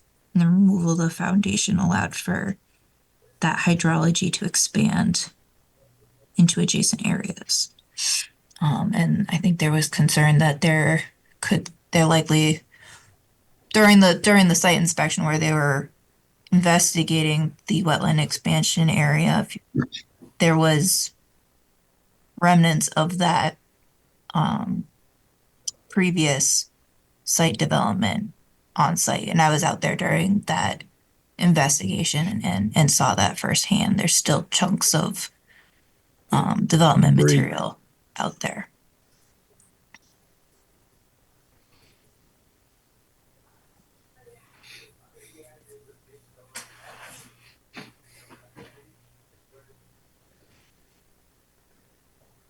This is Commissioner Begeman. Can I just ask one question about stormwater and impervious and pervious surfaces? I know they're using, the applicant has shown that they can handle all the runoff from the increase of impervious surfaces. And I was thinking, can't you decrease that by having the pickleball court and the parking area around the pickleball court be pervious? But I don't know if that's something that we can suggest. I mean, their application says they can handle all the impervious impenetrable surfaces. It's a question. I mean, I guess can you suggest a standpoint? I think if you threw a condition in that guided them to consider it, but didn't necessarily require it, Okay. no harm, no foul. If they can, they can. But I don't know. Yeah, I think from a suggestion standpoint, probably wouldn't be an issue. Yeah. You mean just Can for you the play pickleball court, pickleball or on you also mean for the parking? Sorry, just trying to go back there. No, just the parking around the mailboxes and the pickleball court. It's all uphill. I mean, it all drains down toward the retention basin.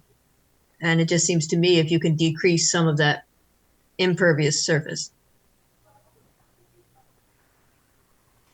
I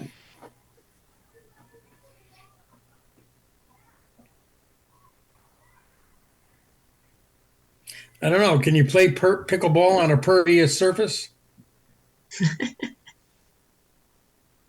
I think we established on the record that we didn't know. Yeah, right. That ball may, only come up 3 inches. This Commissioner Papantonis, I've never played pickleball. I know it's modeled after tennis, but I've never heard of grass courts for pickleball. I'm pretty sure that the clay. parking areas are conveyed through the stormwater system, but it does look like the pickleball is probably sheet flow. So, Right.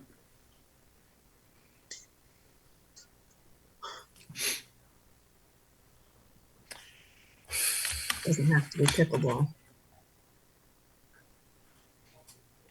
Maybe this Commissioner Papantonis, maybe we should suggest they change that to a putting green.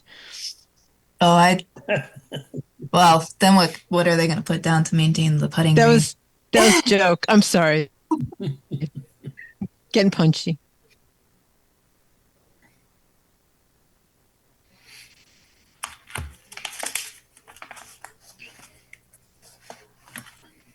Don't know that I'd want to be that last unit on the end of building 3.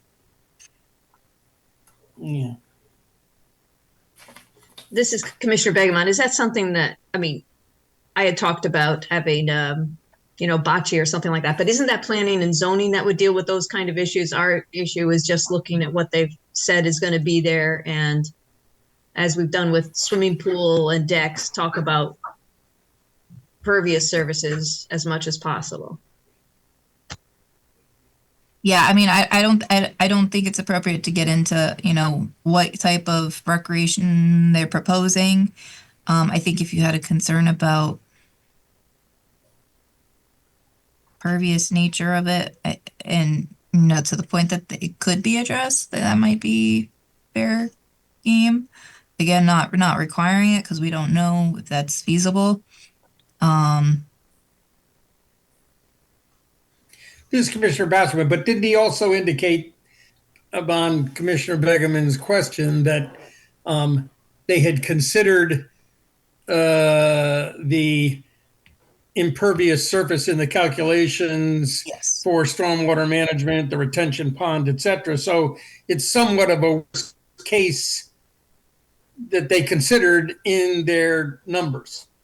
Yeah, they considered worst case scenario in the numbers. Commissioner Begeman, yes, I understand that. I was just thinking if they can do something to get more water back into the ground in a more natural way, wouldn't we want them to do that? That's my point.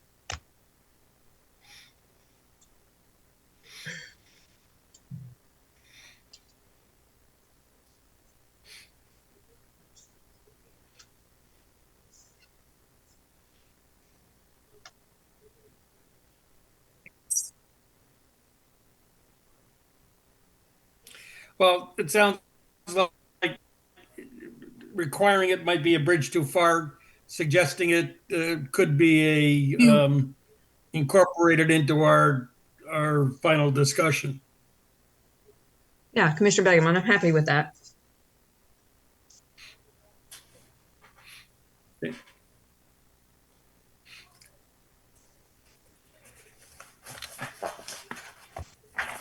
what's left on 10.2? We were at D.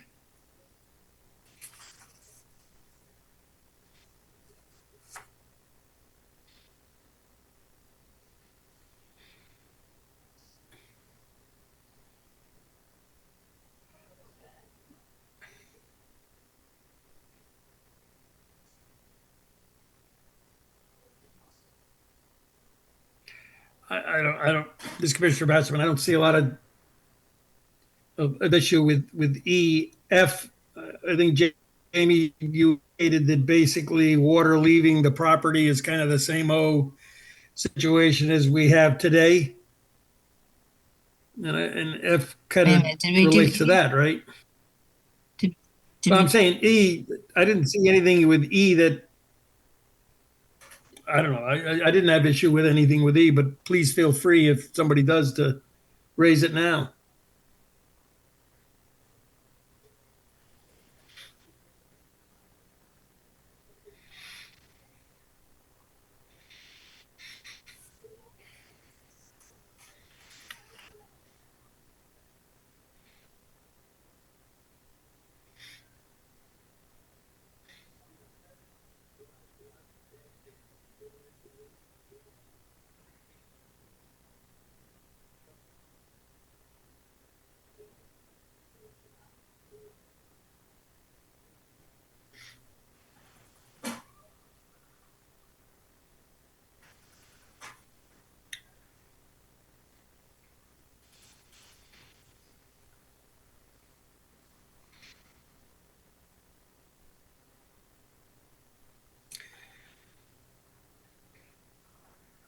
This is Commissioner Bassman. Jamie, did you see anything in either E or F that you wish to raise for the commission?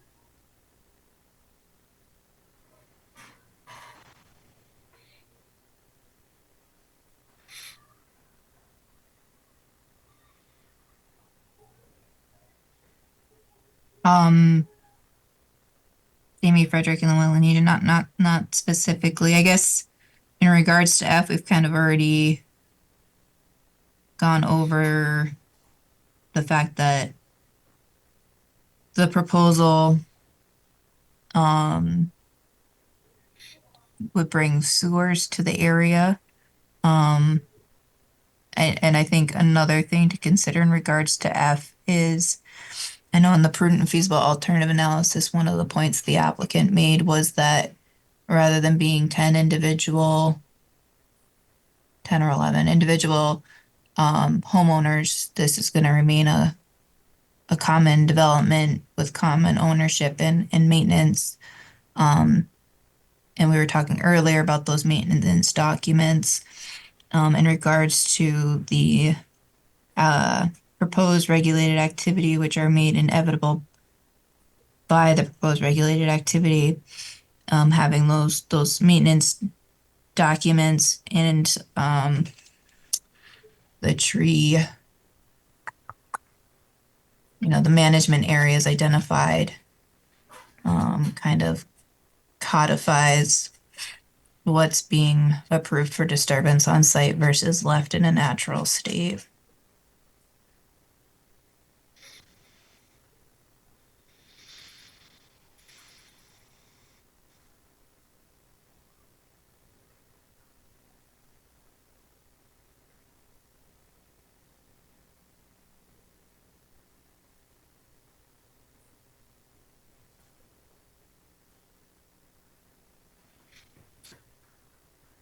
This is Commissioner Begemon for F.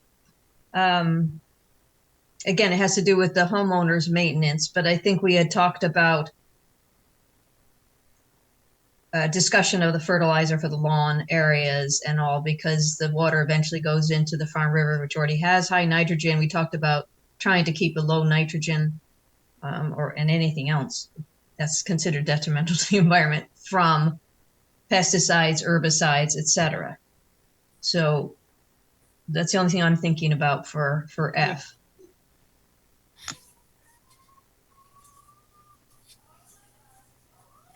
So expanding the request essentially to include best management practices, which would reduce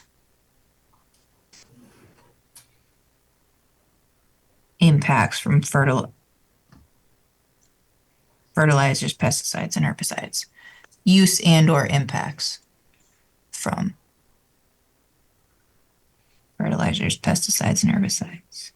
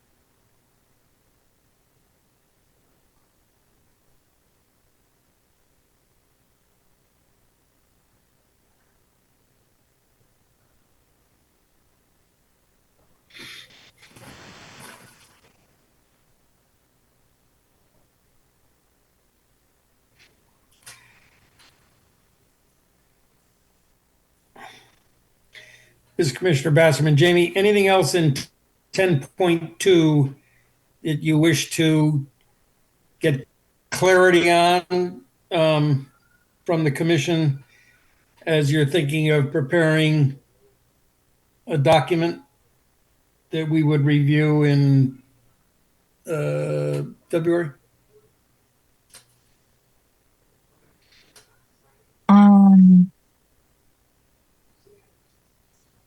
I don't think there's anything necessarily specific to 10.2.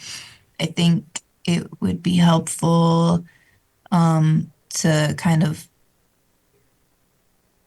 have some more direction in regards to prudent and feasible alternatives finding and any potential conditions, potentially assuming, you know, that's the way the commission's leaning, that you would like to see drafted up for consideration.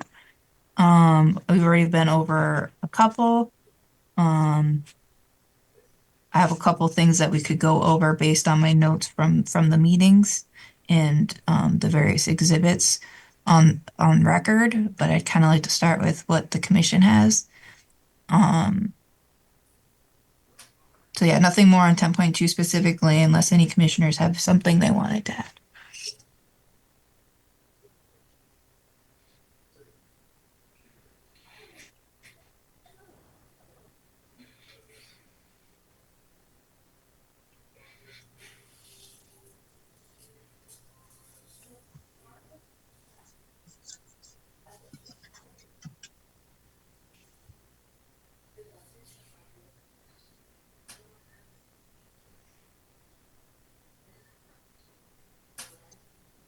This is Commissioner Begeman.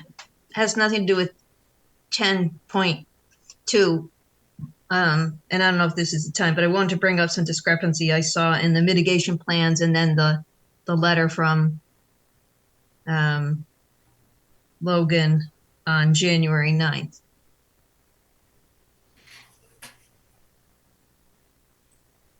Sure. That I think need to be clarified for whoever is going to be implementing the projects, and if it gets approved. I think it's important to know what your concerns are. Oh, okay. So in the revised mitigation in 33B, I don't know if we need to go to it, but he had talked about a 5% of organic. It's number 3. Seth talks about 5% by weight of organic matter. And then in the letter on January 9th, he mentions 10% organic matter. And I don't know if he's talking about the same area. I thought so, but I thought I should bring that up.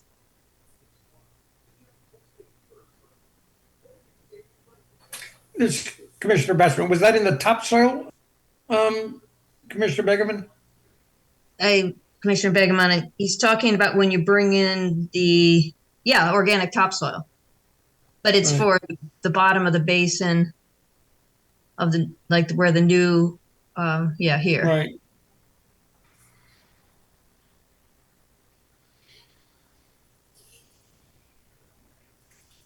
And then, can you scroll down a little bit? I think. Is that the end of the letter? I thought there was something more about. Okay. Here in number 2, in terms of some of the soil that might have Phragmites, rhizomes in it, he in this one says that it can be used for an amendment to upland topland soil, but in the 33B,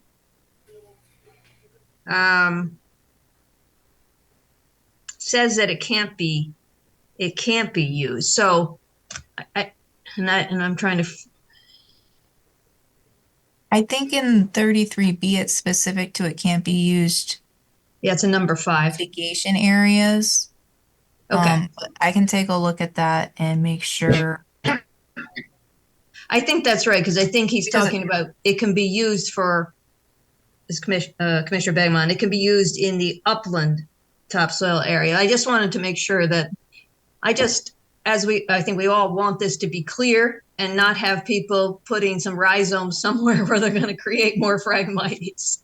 I think that's part why he's saying in lawn areas, because it will be mowed regularly. It won't have the hydrology that favors Right. the Phragmites. So it shouldn't be able to establish. Whereas if you use it in the mitigation area, obviously it's gonna Take have over. some prime conditions for Yeah. growing. But I'll double check that. Thank you.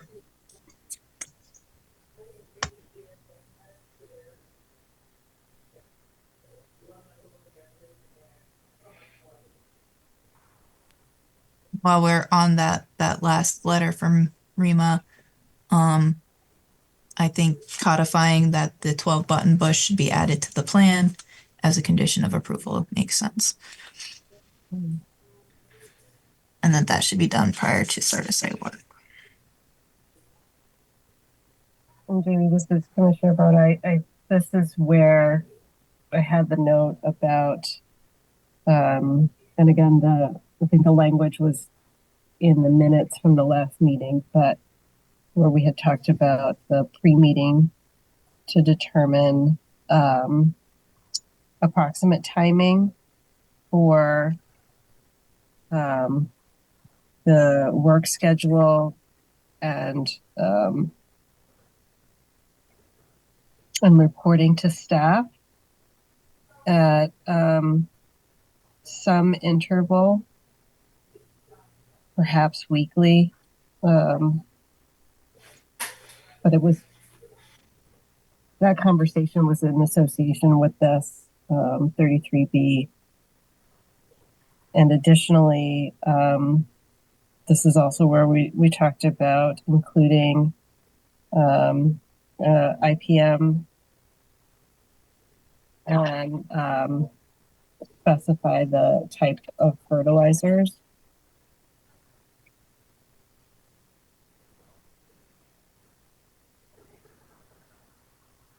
Real quick for clarification, approximate timing for work schedule and reporting to staff, is that specific to the mitigation areas or is that for the project in general? That was specific for the mitigation area.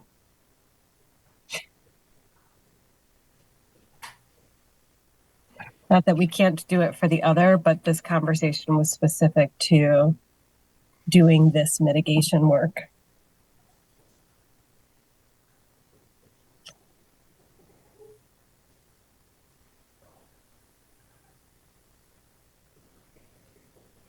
And additionally, Mr. Logan had indicated that that removed material, the frag, was to be solarized.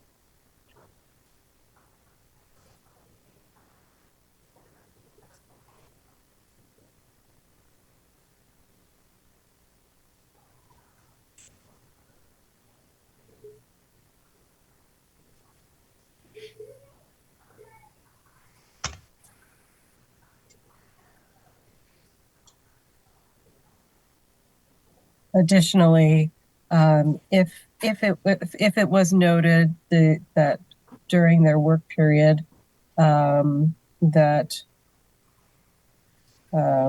organisms such as tree frogs were present, that there would be a pause in order for those to move out of the way of work.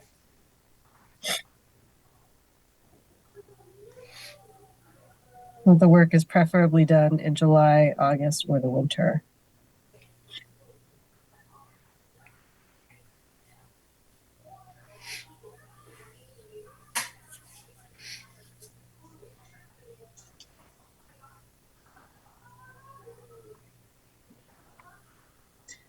And Jamie, I have another one.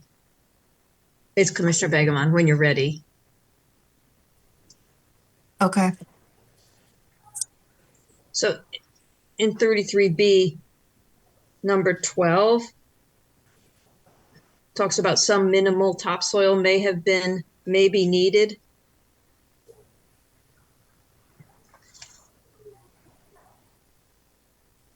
And in the letter on July 9th, talks about the minimal thickness of this topsoil litter, number 1. And this is the newly proposed wetland enhancement area associated with the northern wetland. And the minimum thickness of this topsoil will be 8 inches. And yeah, and in number 12, it says some minimal topsoil. Because I think 33B was prepared before some of the thinking of making it deeper and needing organic topsoil to be added. So those should just be in sync. 33B was revised specifically for that modification and in the inclusion of the so this northern wetland enhancement area totaling 4,405 square feet.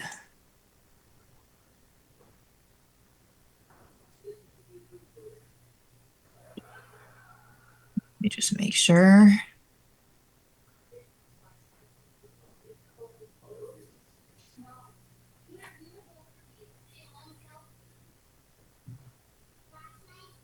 Yeah, that is the deep wetland enhancement area.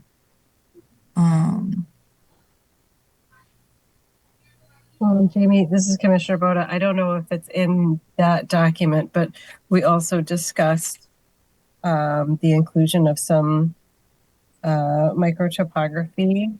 And I think Mr. Rima had talked about using arrowhead plants to achieve some of that, as well as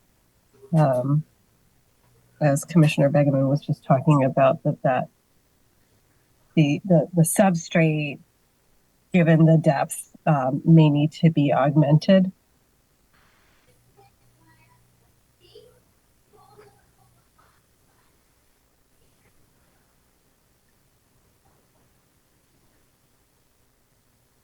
Okay. Yeah, the micro topography was mentioned at the last meeting, and I think it was that I think there's a general reference to it in this document, but we could look to further emphasize that in language that also stresses that all mitigation work shall be overseen by a qualified wetland scientist, and link that in with the timing of the work and the organisms and pausing, all that language.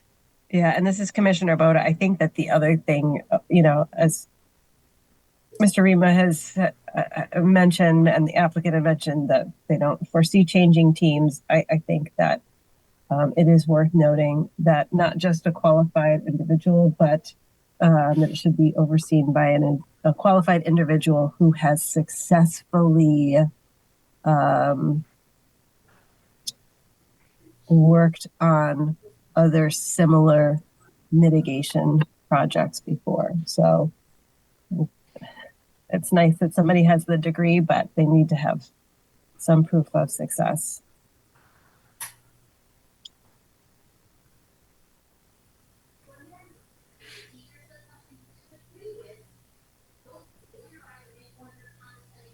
Commissioner Papantonis, I don't know how we're going to be able to enforce that.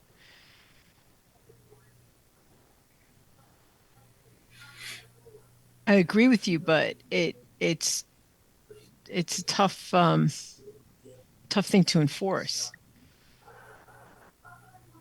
Well, I mean, this is Commissioner Boda. You know, if they're hiring someone, then in addition to the qualifications, they just would need to have had an example that they have successfully done this. In other words, they're going to hire the new person who's just gotten their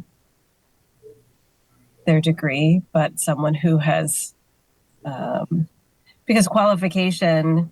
I mean, I don't know that qualification is simply a degree and some internship work. And this may be a non-issue. They've indicated that they plan to continue to use Mr. Rima, but that's not something that we can enforce. We can't say thou shall use a particular person, but I certainly we can require certain level of qualification. In this case, qualification means that they've successfully done this before. This is Commissioner Bassman. To Commissioner Papantonis' point, here's a project that's 3.5 years. Mitigations are in the early part of that project. Let's say, 9 months down the road, it's another failure. Where are we at?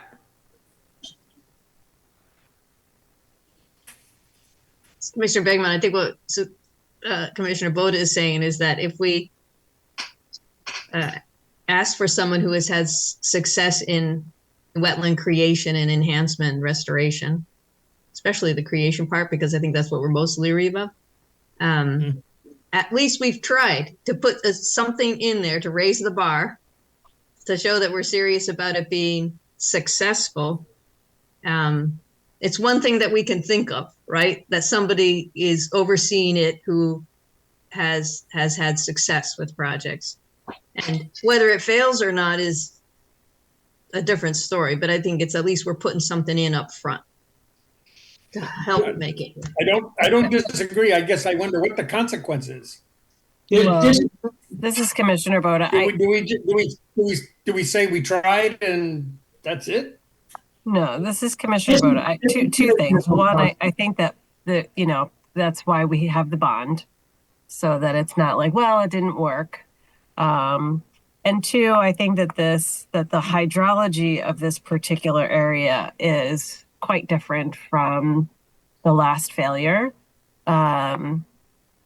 So while a little bit reticent given our most recent history, I think the hydrology is such that we're looking at an enhancement, which is different than what we saw in the last wetland creation.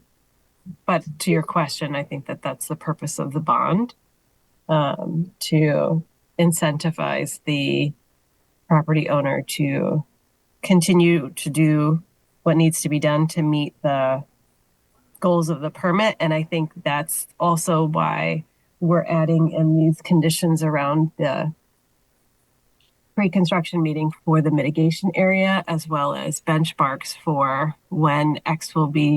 approximately when X will be done and when it's done by, so that we're not finding out a year later that the proposed wetland area desiccated.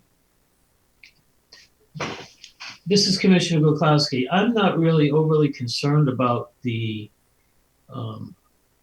quality of present or future persons on this project. They've hired some very credible people to do this project and to put this project forward.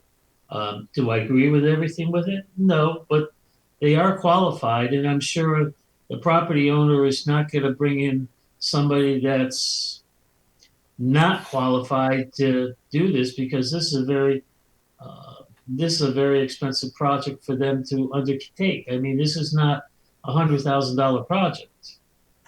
This is, probably So, $2.5, $3 million project by the time they're done. So, Commissioner Gluckowski, this is Commissioner Boda. I hear what you're saying, and having sat here for what feels like forever, that is not always the case. And so we have often, and I mean, there's another thing on the agenda where you have what's created by an engineer and by an environmental scientist or a soil scientist, and then you have what is implemented on the ground by GCs. And there are often mistakes that then we spend that live on our docket for 5 years because what was in the plan was not what was implemented. So we can trust, but we also then must verify and make sure that the right people are overseeing it. and that's all well and good, but that's why we have a check and balance system that we're going to be monitoring what's going on with this project. I mean, this is a 3.5 year project. There's going to be a lot of monitoring going on. I mean, this is going to be on our docket for a long time. It's going to get postponed and move forward and post and there. It's going to be here for a long time. And personally speaking, I don't have a problem with it being on our docket for that long, because this way we're staying on top of it and knowing what's going on with each little situation with the project. That's all. I mean, as far as quality individuals, I'm sure they're going to bring in quality individuals. And we have to have a certain amount of trust that they're going to follow what they say they're going to do. And if they don't do it, we stop them. That's just what we do. Issue a cease and desist and go on from there. It's not the first time. This Commissioner Jamie, Building 4, that was one of the early buildings that they were going to construct once the property has been graded and as such, right? It wasn't the 2, 3, and 4 that were going to be built first? No, Jamie Frederick and the wetland agent. So it does kind of circle around to a point that I was hoping would come up this evening. At the last meeting, construction sequence was kind of mentioned, and the building order didn't align with the construction sequence that we have. However, my understanding was that the site work would happen by and large per the construction sequence, but the buildings might not necessarily be built in that order. So phase 1 again is bringing in the road access. Phase 2 is the creation and the mitigation. And then phase 3 is the infrastructure, rough grading, in buildings 1 and 2. And then also the rough grading for the area where buildings 5, 6, and 7 would be. And during that time frame, there's a temporary sediment trap where building 4 is proposed. So building 4 arguably cannot be constructed until at least those upslope buildings have been completed and the associated site work, because otherwise the temporary stormwater management plan doesn't exist. So to that point, then, we're going to have some time between the creation of that wetland in the mitigation area before, in fact, building 4 becomes a reality. I would say yes. Yeah. Okay.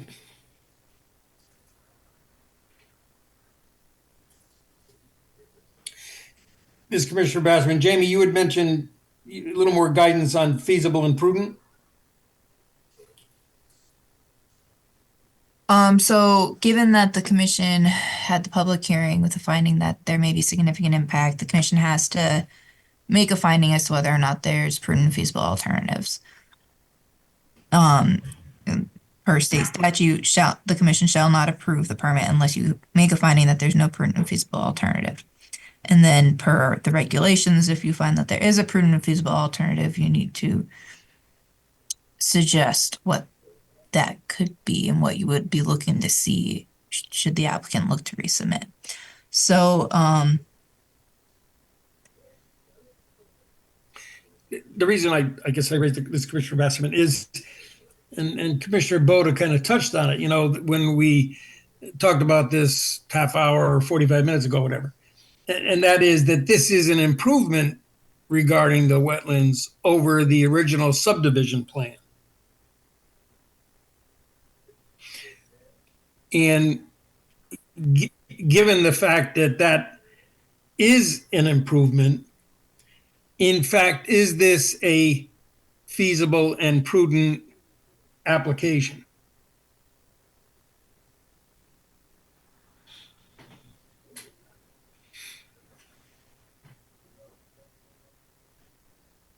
so there is standard language that we have for a finding.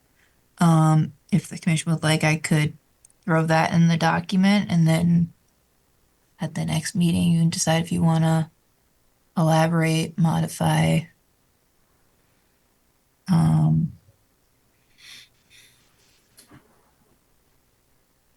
what have you, or if you find that that standard language is appropriate. I mean, there's two elements, right? There is the mitigation element and the sewer impact as to this project. And it's the combination of the two of them that need to be considered as we think of feasible and prudent. And if there's some standard language that we could modify for this particular application, that's probably not a bad thought to get it down, and then at the February meeting, kind of modify it for this particular case. So, this Commissioner Papantonis, I'm still not convinced that this project without building 4 would be imprudent, and why it wouldn't be a feasible and prudent alternative when you're dividing $1 million, as Commissioner Golkowski had talked about earlier, over 20 units. You're talking about $5,000 a unit, right? Given that direct impact of that particular building to the wetlands, it's just really a hang up, a catching point for me. I'm having a very, very hard time with that.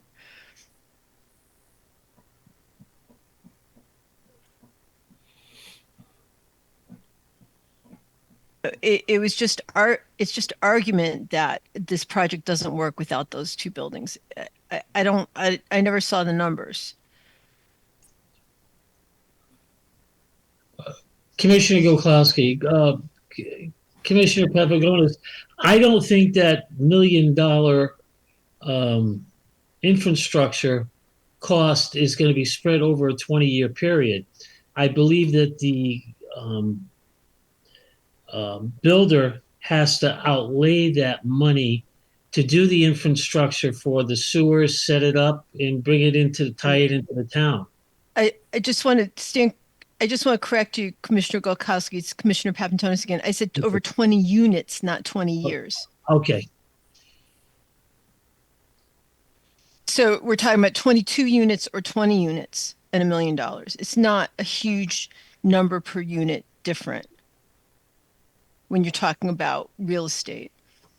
All right, that's my position.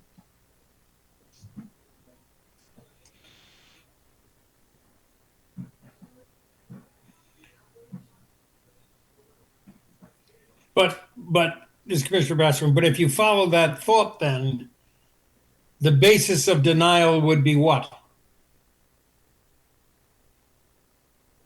Commissioner Papantonis, that the project without building 4 there's is a reasonable and prudent alternative. That the 20 units as opposed to the 22 units, given what's been proposed. But we don't, this Commissioner, we don't have anything on the record that indicates that that would be a prudent and feasible alternative. But we don't have the numbers either because they were never presented. So there's no evidence either way. Well, there is on the record a statement. And statement is argument.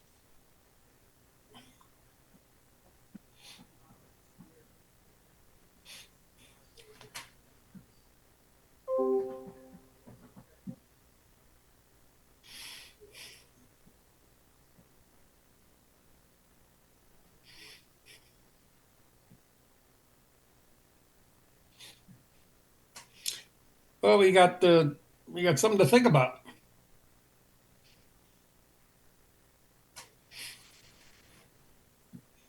Oh, I know one question, Jamie, the Commissioner Basserman. The peer review folk had a number of items that they looked at, and the recommendation was consider this as a condition of approval.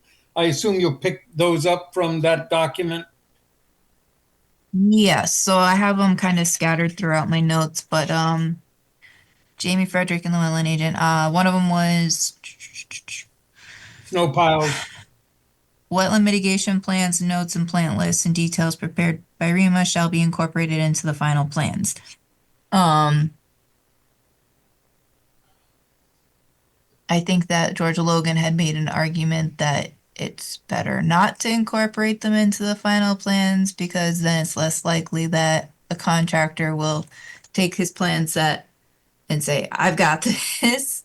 So I guess the question for the commission is, do you have a preference? Historically, you have required that it be incorporated into the plan set. Would you like to see all of that information incorporated into the plan set? Or are you satisfied with it being part of the record and part of what is being considered, as part of what would be reviewed and possibly approved? This is Commissioner Gokowski. I said it should be part of the plans because if it was part of the record, it should be part of the plans as well. And because if it's not part of the plans, they could say, whoops, we forgot. I mean, Mr. Logan is very Jamie capable. Frederick in the wetland agent. If it wasn't part of the plan set, it definitely would be referenced in the conditions as part of the, the requirements and the plan to be implemented, because it is still a plan.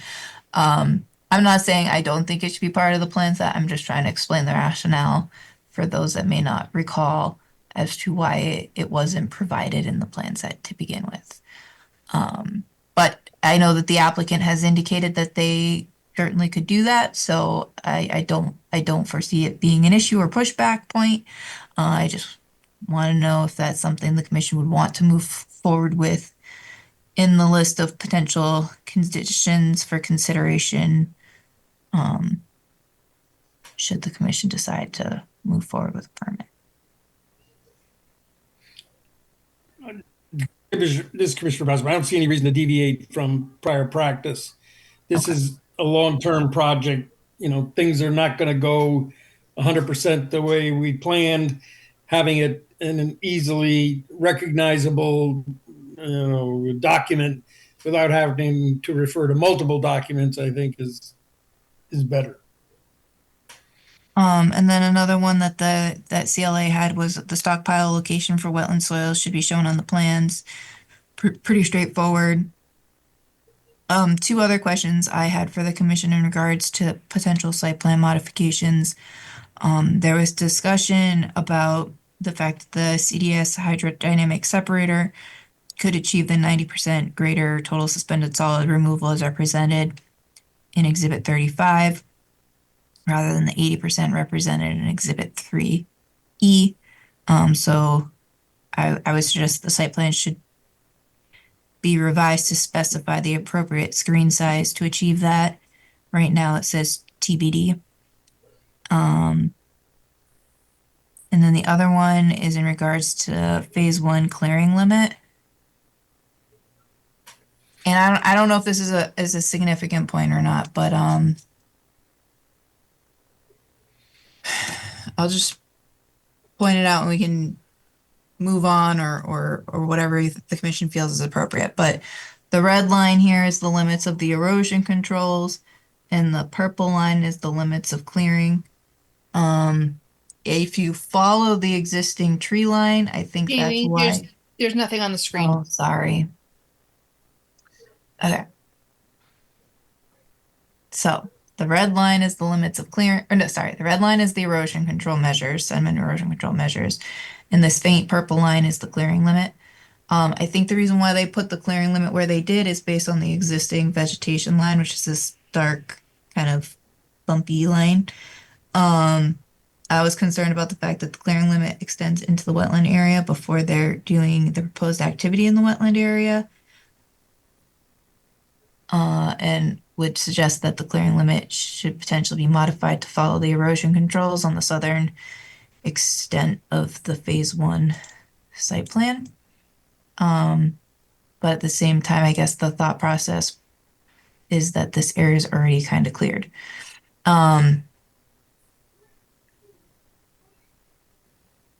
Is that a concern the commission has, or are you okay with it the way the site plan is drawn up? Commissioner Begman, Jamie, is that the same area where the violation? That is what you're talking about? No, No? this is Oh, this okay. would be at the lower end of the basin. Yeah. So where the staging area for equipment is, that's approximately where the basin is proposed. The temporary impact from the violation is to the Okay. southern extent of the northern wetland. Commissioner As I Begman. recall, there was like autumn olive down in this area, so the things they're removing probably aren't, I just wouldn't want to see any ground disturbance beyond the erosion controls. That would be my biggest concern.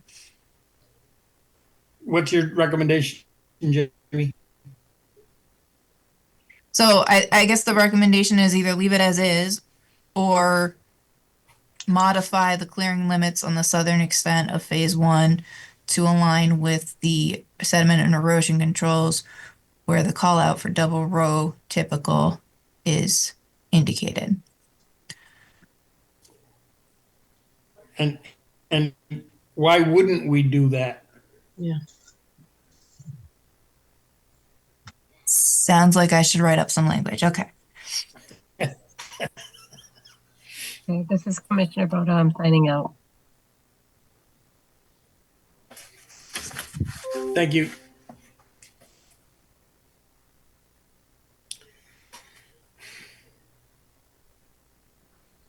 All right. Is that in on your punch list of items, Jamie?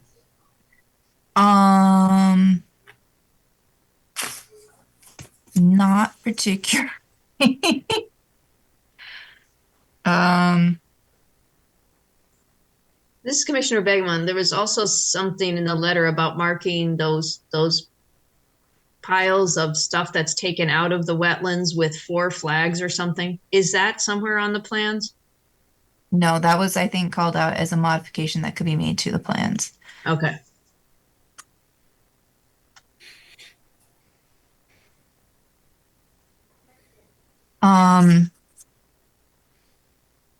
So I think we've kind of gone over roughly a lot of these things. Let me just.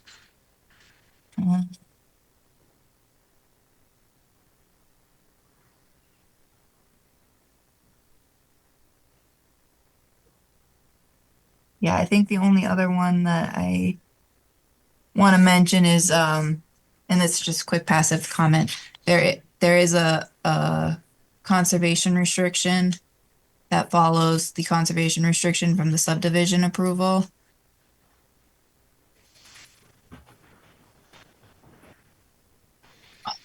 It's this gray line here, I believe. Here we go.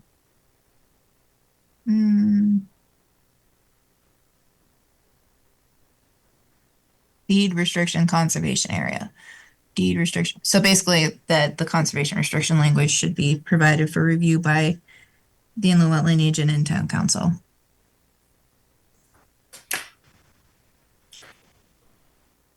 And then there's a couple of other standard type conditions that I would probably add in regards to general compliance. We already went over the erosion control inspections.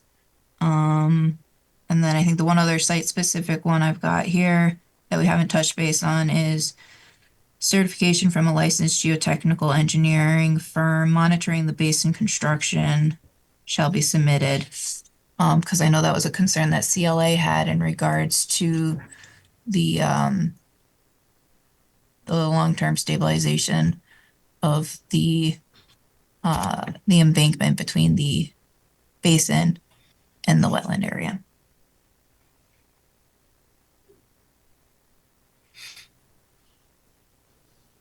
It's Commissioner Bigman. That sounds good. Regarding the size of the stockpiles, is there anything in there that says that if, because we just had that huge stockpile that eroded so badly, is there anything showing the size of those stockpiles, or that they seem like the number of them seem, I have no idea how to judge how much earth they're moving and needing to stockpile?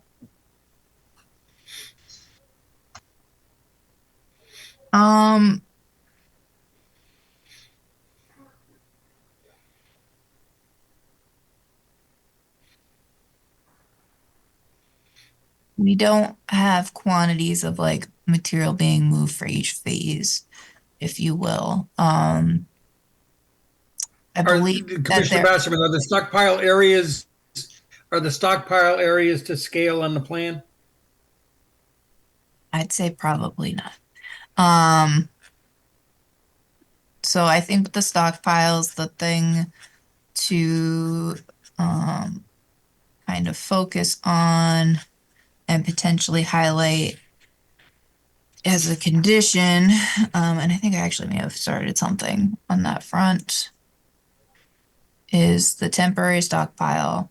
It doesn't limit the size of the stockpile, but it does indicate that the stockpile shall be ringed with erosion controls, either straw bales or silt fence, and that the max slope shall be 3-to-1. So the stockpile we were looking at was greatly exceeded 3-to-1.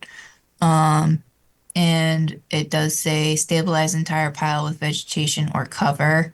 Granted, if you read the installation notes, it says cover stockpile with fabric or vegetation as directed. Which leaves it a little bit more open-ended. But I think that slope of the stockpile is significant and something to, if it's highlighted as a condition of approval, it stresses that that's, something that will be looked for in regards to site compliance. Commissioner Bigman, thanks. Sounds good.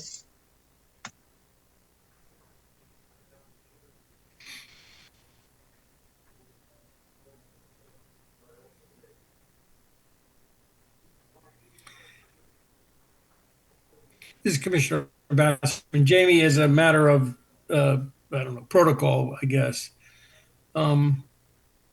Deliberations continue? Yes. Okay.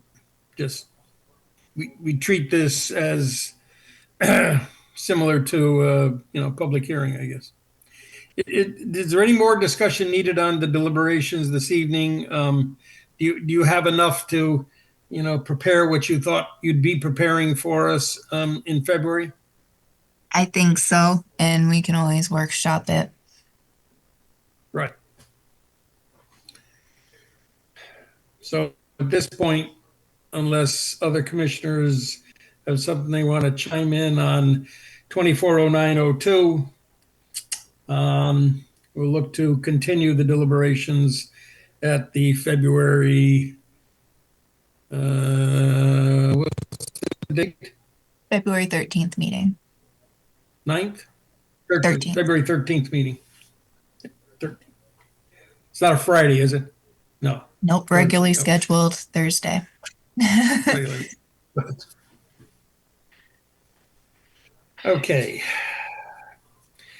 We have 1, 2, 3 enforcement activities. Cease and correct 240701, 1, 5, and 7 Beacon Hill. I assume that we're going to continue that until our February 13th meeting. That would be Anybody my feel otherwise? I'm sorry? it'd be my Okay. recommendation to continue to the February 13th meeting. So noted. Cease and correct 240501, 90 Red Hill Road, vegetation removal. I don't see anybody. Well, maybe. Is there anybody on the call for 240501, Jamie? I'm here. I believe so. I'm here, Jamie. Okay.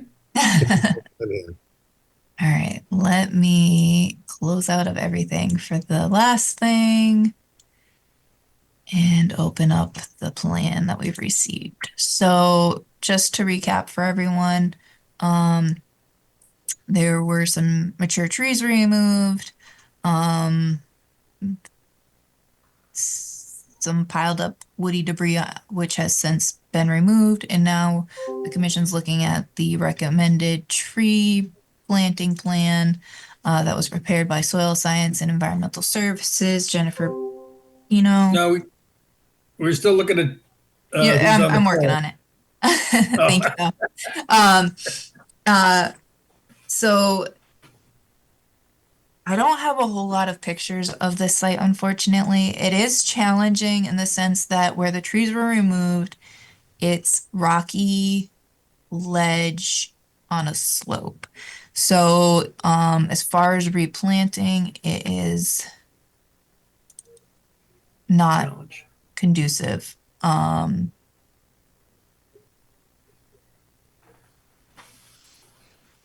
So, oh, jeez.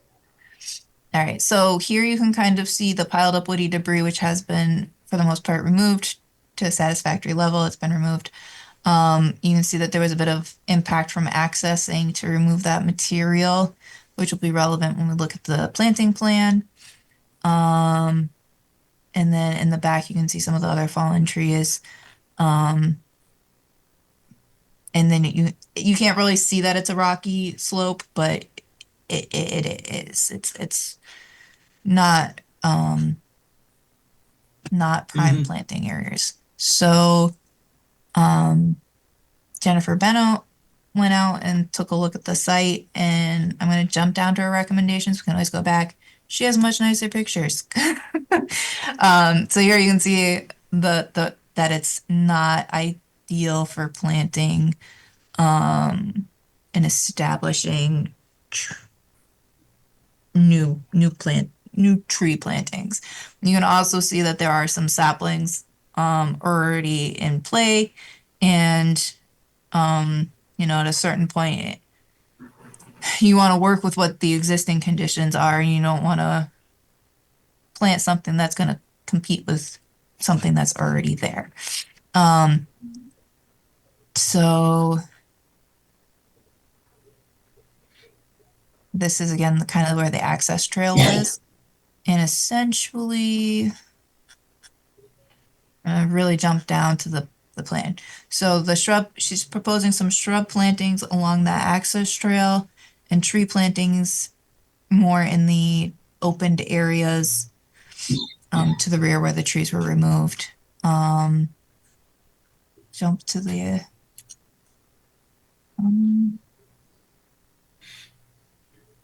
according to the town, no machinery will be allowed during the planting installation process since all work will be done by hand. The size of trees is limited. The trees should be 4 to 6 feet in height unless otherwise specified. Shrubs should be 24 to 36 inches in height unless otherwise specified. Recommended trees and shrubs tolerate various soil moisture regimes and full partial sun shade conditions. Landowner will likely need to provide irrigation for the plantings depending on precipitation. And then she goes into maintenance a bit. Since the tree and shrub plantings will be small maintenance, such as cutting back volunteer vegetation from around planted areas and shrubs may be necessary until plantings can compete with volunteer species and are not overtopped and shaded. Also, it will be necessary for the property owner or their landscaper to periodically maintain the planting area by removing invasive species, example wineberry, that volunteer into the area so that they do not outcompete and overgrow the newly planted shrubs and trees. The owner slash landscaper should conduct inspections during the early and late growing season, and any observed invasive species should be hand pulled out of from around the plantings. And this is Commissioner Basserman. Jamie, you're in sync with this, or do you Yeah, have I'm additions to this? Or? I'm trying to recall where it says about the number of plantings and the species. This is what I get for trying to do it concisely. Sugar maple saplings and tulip seedlings is what she observed.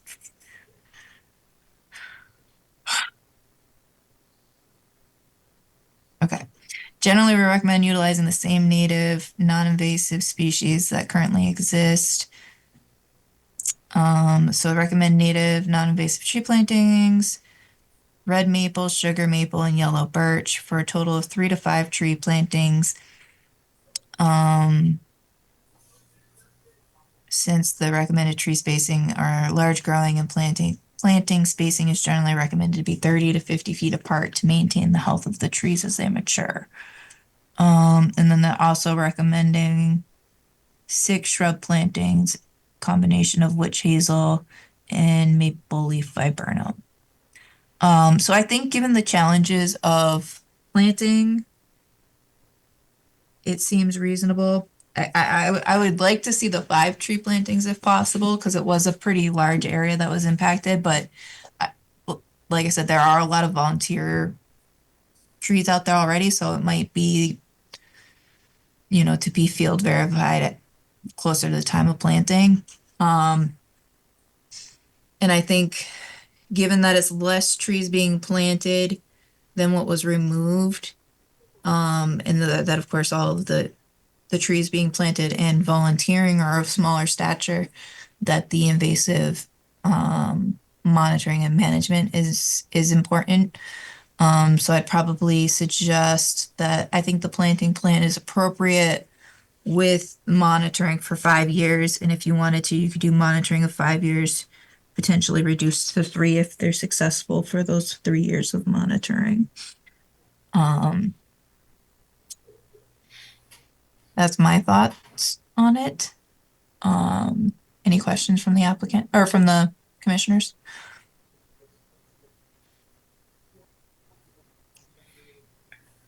Jamie, This is Commissioner Bassler. That seems to be our normal approach on something like this.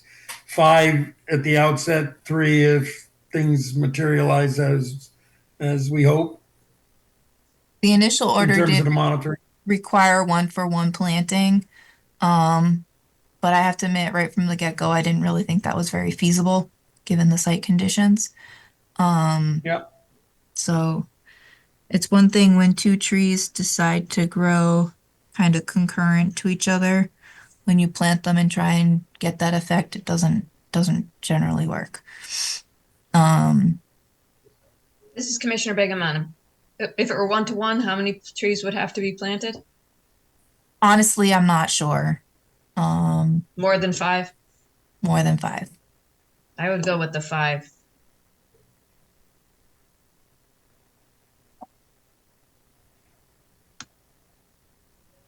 This is a show cause hearing. I don't want to cut off the commissioners, but does the commission want to see if the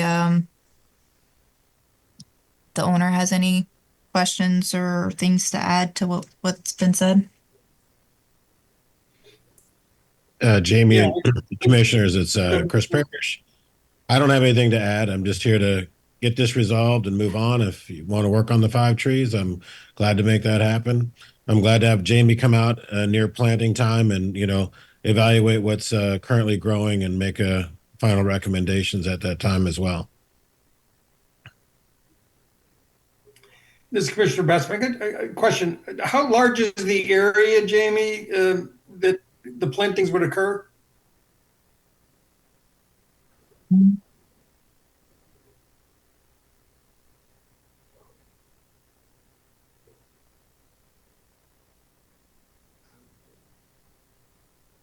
Good question. I guess what I was looking to get at is if it required irrigation, how does that happen? I don't think it'd be irrigation so much as or I would foresee watering bags probably be the easiest. Oh, I don't know.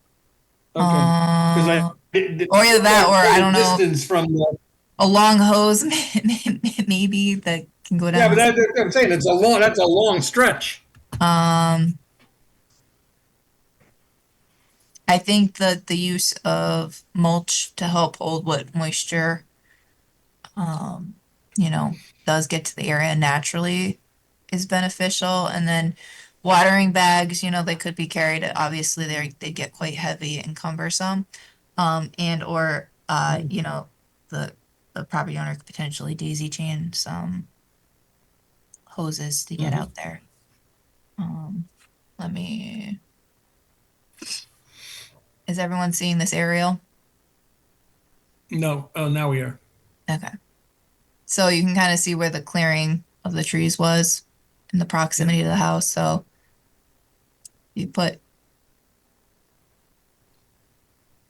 I don't know, 100-foot hose might do it, or you might, Got it. Okay. might need a little bit more than that. I don't know. So we're going with 5 trees and monitoring. 5 trees and the shrubs. So again, this is a cease and correct order. It is a show cause hearing. Now that the plan has been submitted, does the commission want to make a decision regarding the cease and correct order? Typically, what the commission does once you have a plan that you feel resolves the order is you leave the order in place until that plan has been implemented. So you would uphold and modify in this case, likely to approve the plan dated January 10th, 2025, with the stipulation that 5 trees shall be planted, and that monitoring shall occur for 5 years, possibly reduced to 3 if the first 3 years demonstrate success in invasive management and maintenance of the plantings.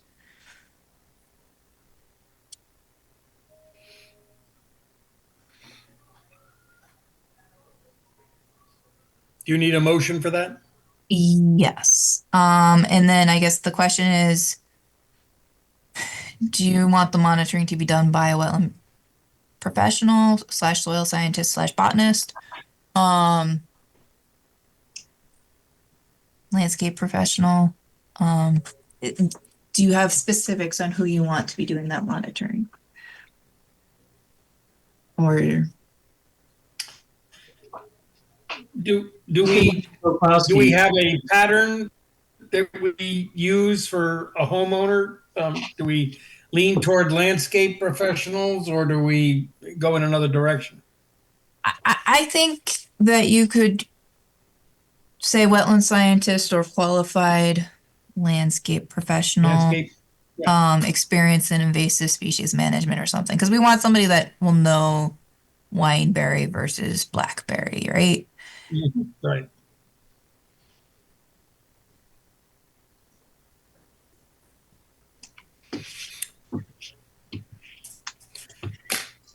All right, I guess I'll take a crack at this. Let's see. Regarding cease and correct 240501, cease and correct. Look to uphold and modify the cease and correct order, given the fact that a plan January 10th of 2025 was provided to the commission. The commission has reviewed that plan and has agreed that 5 trees and the appropriate shrubs shall be part and parcel of what is implemented to correct the violation, and that it be monitored for a period of 5 years, could be reduced to 3 years if reliability numbers are achieved, and that a certified landscape professional or soil scientist would be charged with doing the monitoring during that period. This is Commissioner Begman, friendly amendment that there'd also be invasive plant management. Perfectly acceptable. Commissioner Begman, second the motion. Okay. Any further discussion? This is Commissioner Ormrod. Commissioner, If I could, I would love to see a soil scientist or qualified landscape professional conduct the installation of the plantings. I think that's gonna set the set up for success here, Mr. Parrish. So I would like to see that, the plants be installed properly. That way they have a better chance of success during the monitoring period.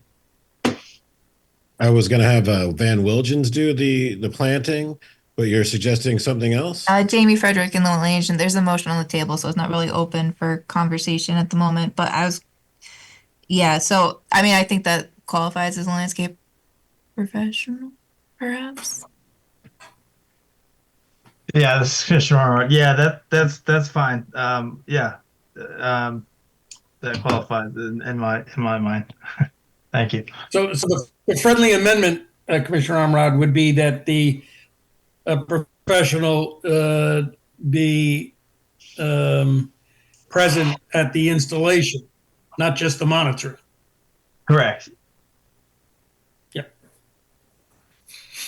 That works. Begavan, do you accept the amendment? I do. Oh, Commissioner Begman accepts the amendment. Thank you. All right. So we'll take a vote. Commissioner Gokowski, Commissioner Goklowski, aye. Commissioner Amrod, Commissioner Ormrod, aye. Commissioner Papatonis, Commissioner Papantonis, aye. Commissioner Beckman, Commissioner Begman, aye. Commissioner Basserman, aye. Okay. I'll send the owner an update, and if there's any questions, I'm more than happy to go over it with you tomorrow or in the near future. Thank you, everyone. Yep. Final enforcement, it's an NOV, notice of violation for 301 Maple Street, removal of vegetation without a permit. This is a new one, Jamie? Relatively. So I issued, I believe, the notice of violation in, oh gosh, November maybe. And I gave him a bit of time because I didn't think that the activity was overly egregious or timely of timely concern to the commission, especially given the agenda length of the commission's experiencing. So basically I said, okay, well, put up erosion controls and submit an application for what it is you want to do. Essentially, they had started to do some site work, which should have had a permit in place prior to being conducted. So I gave them a deadline of December 20th to submit an application. That came and went. I was hoping to have an application today, or not today, for yesterday, so that it'd be for receipt this evening. But as I understand, the surveying crew has been out to the site, but they haven't been able to finish the survey work. They got out there right before the cold snap hit, which has hindered their the ability to conduct the site work. But that hopefully there'll be an application submitted for receipt at the next meeting. So I don't know if the commission wants to take any further action on this. We do have the property owner present, if you want to get an update from them. I definitely think that if there's no application for the next meeting, that something should be done to ensure that we get an application. If you want, I can quickly share a aerial image of the property and explain the activity that has occurred. Or if you'd rather save it for the next meeting, I haven't observed any sediment and erosion issues in the areas that I've been concerned about have had controls somewhat installed. They need repairs, but again, with the ground being frozen, they've gotten as far as they can. They did spread straw over areas of ground disturbance to help reduce the migration of sediment. And of course, right now, everything's frozen and covered in snow. So I think for somebody that's hung in for almost 3 hours, you deserve to get a little airtime. So you want to share the scene first, Jamie?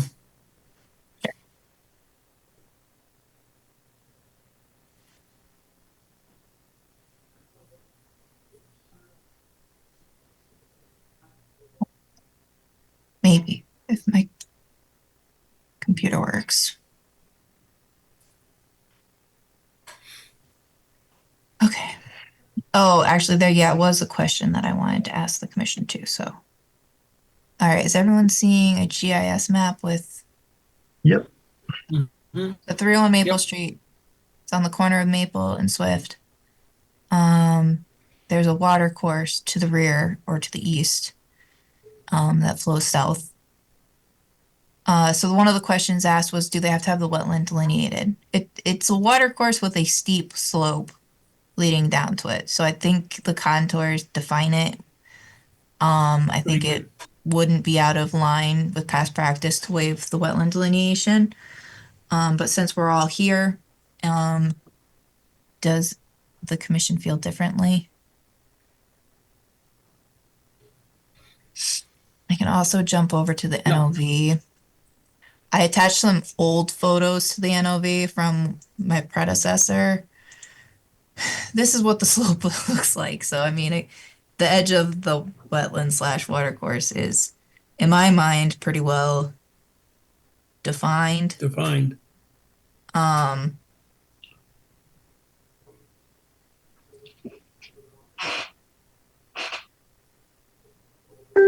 Just Commissioner Orwood, I had a question. Is Jamie, do you know if there's a floodway or floodplain associated with this watercourse?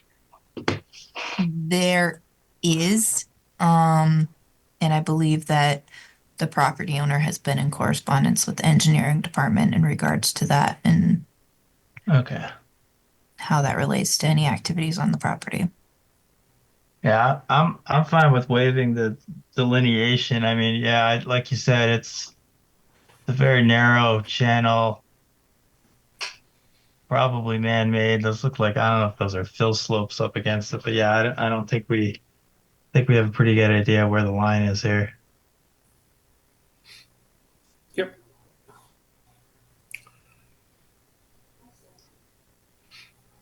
Yeah, and then these are the photos from when I was out there in December.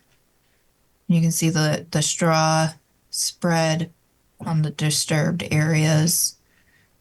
Silt fence was installed. It was installed backwards. They're in the process. It's been turned around. It still has to get towed in. It was a heavily overgrown site before. Like if you drove by, you probably didn't notice there was a house there. So, Okay. and this silt fence is it's right at the top of that slope. So that's why I said like they should have gotten a permit before they did any of this activity, which is why I'm telling them they need to submit one. But they're trying to do the erosion controls and Mr. Dosty, do you have an update on when the survey and site plan will be ready?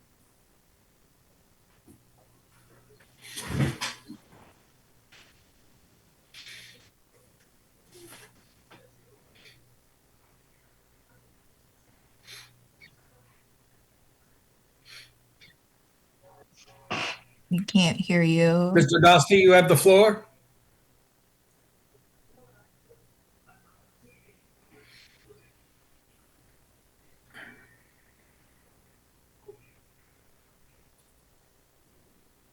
Going once.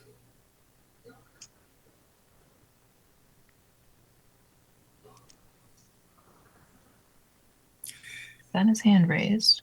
You have your hand raised. You have the floor, Mr. Dosty. You should be able to, you're unmuted, so you should be able to just speak. We aren't hearing you, sir. It's possible he doesn't have a microphone installed on his computer and he's not aware of it. It's indicating he has a microphone, but it might be that it's not picking up the noise. Or the volume's down. Yeah, or the volume's down. This is Commissioner Gokowski. I happen to remember when that home was first built, way back when. And that property was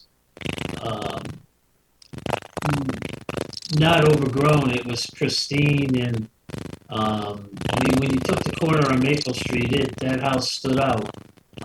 It was, well groomed, well manicured, everything. Is the property owner looking to restore it to its original condition, or because it was severely overgrown? Do you know if that's true, Jamie? I don't know if that feedback's coming from you, David, or if it's coming from Mr. Dosty. I think we might have to wait until the next meeting to get an update on that. I know that they're trying to restore the property to in what manner. I would defer to them. I would say that the vegetation that was removed, I mean, there were 2 or 3 trees that had fallen kind of on/surrounding the house, which I had met with him about removing.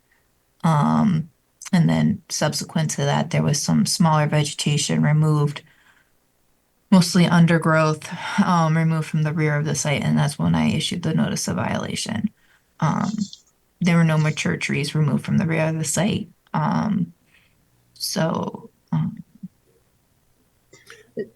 Well, I guess you'll be in contact with Mr. Dosty regarding next meeting. We need to, get an application, or I guess what's your next step, Cesar, correct? That would probably be my recommendation, just to make sure that it's noted that the property is currently in violation of the inland wetlands and watercourses regulations. This Commissioner Begmont, is there any reason not to do a cease and correct tonight? Is it the thinking that there's no more work to be done anyhow, and so we don't need a cease and correct? Or I think it's because of, well, there's 2 things. One, that the logistical one is that you have to have a show cause hearing within 10 days, and we don't have a meeting within 10 days. So we'd have to have a special meeting. And then I think in light of that, the fact that there doesn't appear to be an immediate concern to the wetland and water course, and ideally we can still get this resolved through an application process. What we could do is we could require, if the commission wanted, you could direct me to, if we don't have an application by, say, the Friday before our next meeting, which would be February 7th, to issue a cease and correct order at that point. So that way we could then have the show cause hearing at the next meeting. 13th. And I can send correspondence confirming that that's what the commission has directed. And they, so that they're aware they have until that time to submit the application. It's a good step forward, I think. Yeah. Okay, so we said January, the Friday before the meeting. Right.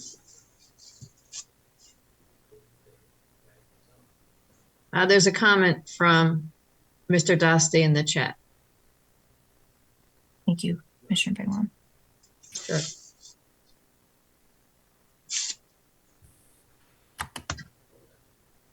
I apologize for not responding, but my application will be in and Nafis and Young will have their paperwork in. I did talk with a representative from Nafis and Young today, and they said they would have an application in before the next meeting and they would try to have it in by that Friday. So that's kind of part of why I picked that Friday. Sounds good. Okay. Okay. No applications for review, no applications for receipt. You had a couple agent approvals. All of which Anything were noteworthy there? commission. I'm sorry? All of which the commission saw and was okay with doing administratively. Right. So other than correspondence and announcements, anything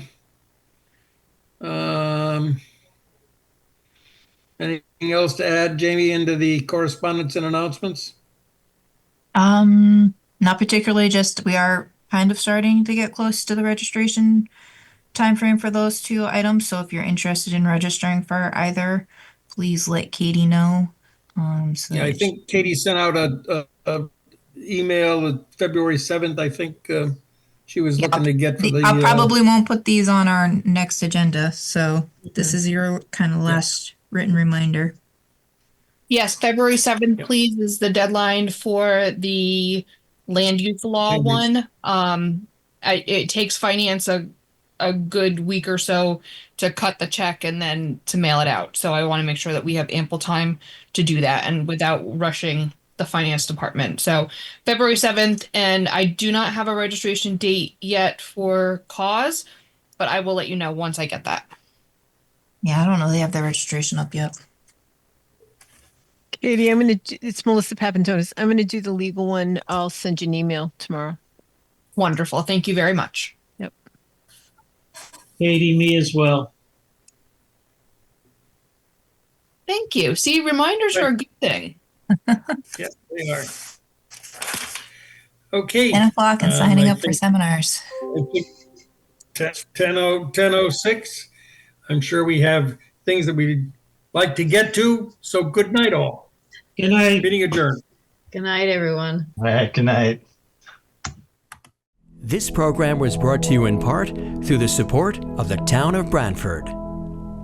Watch town meetings and other videos on demand at BranfordTV.org.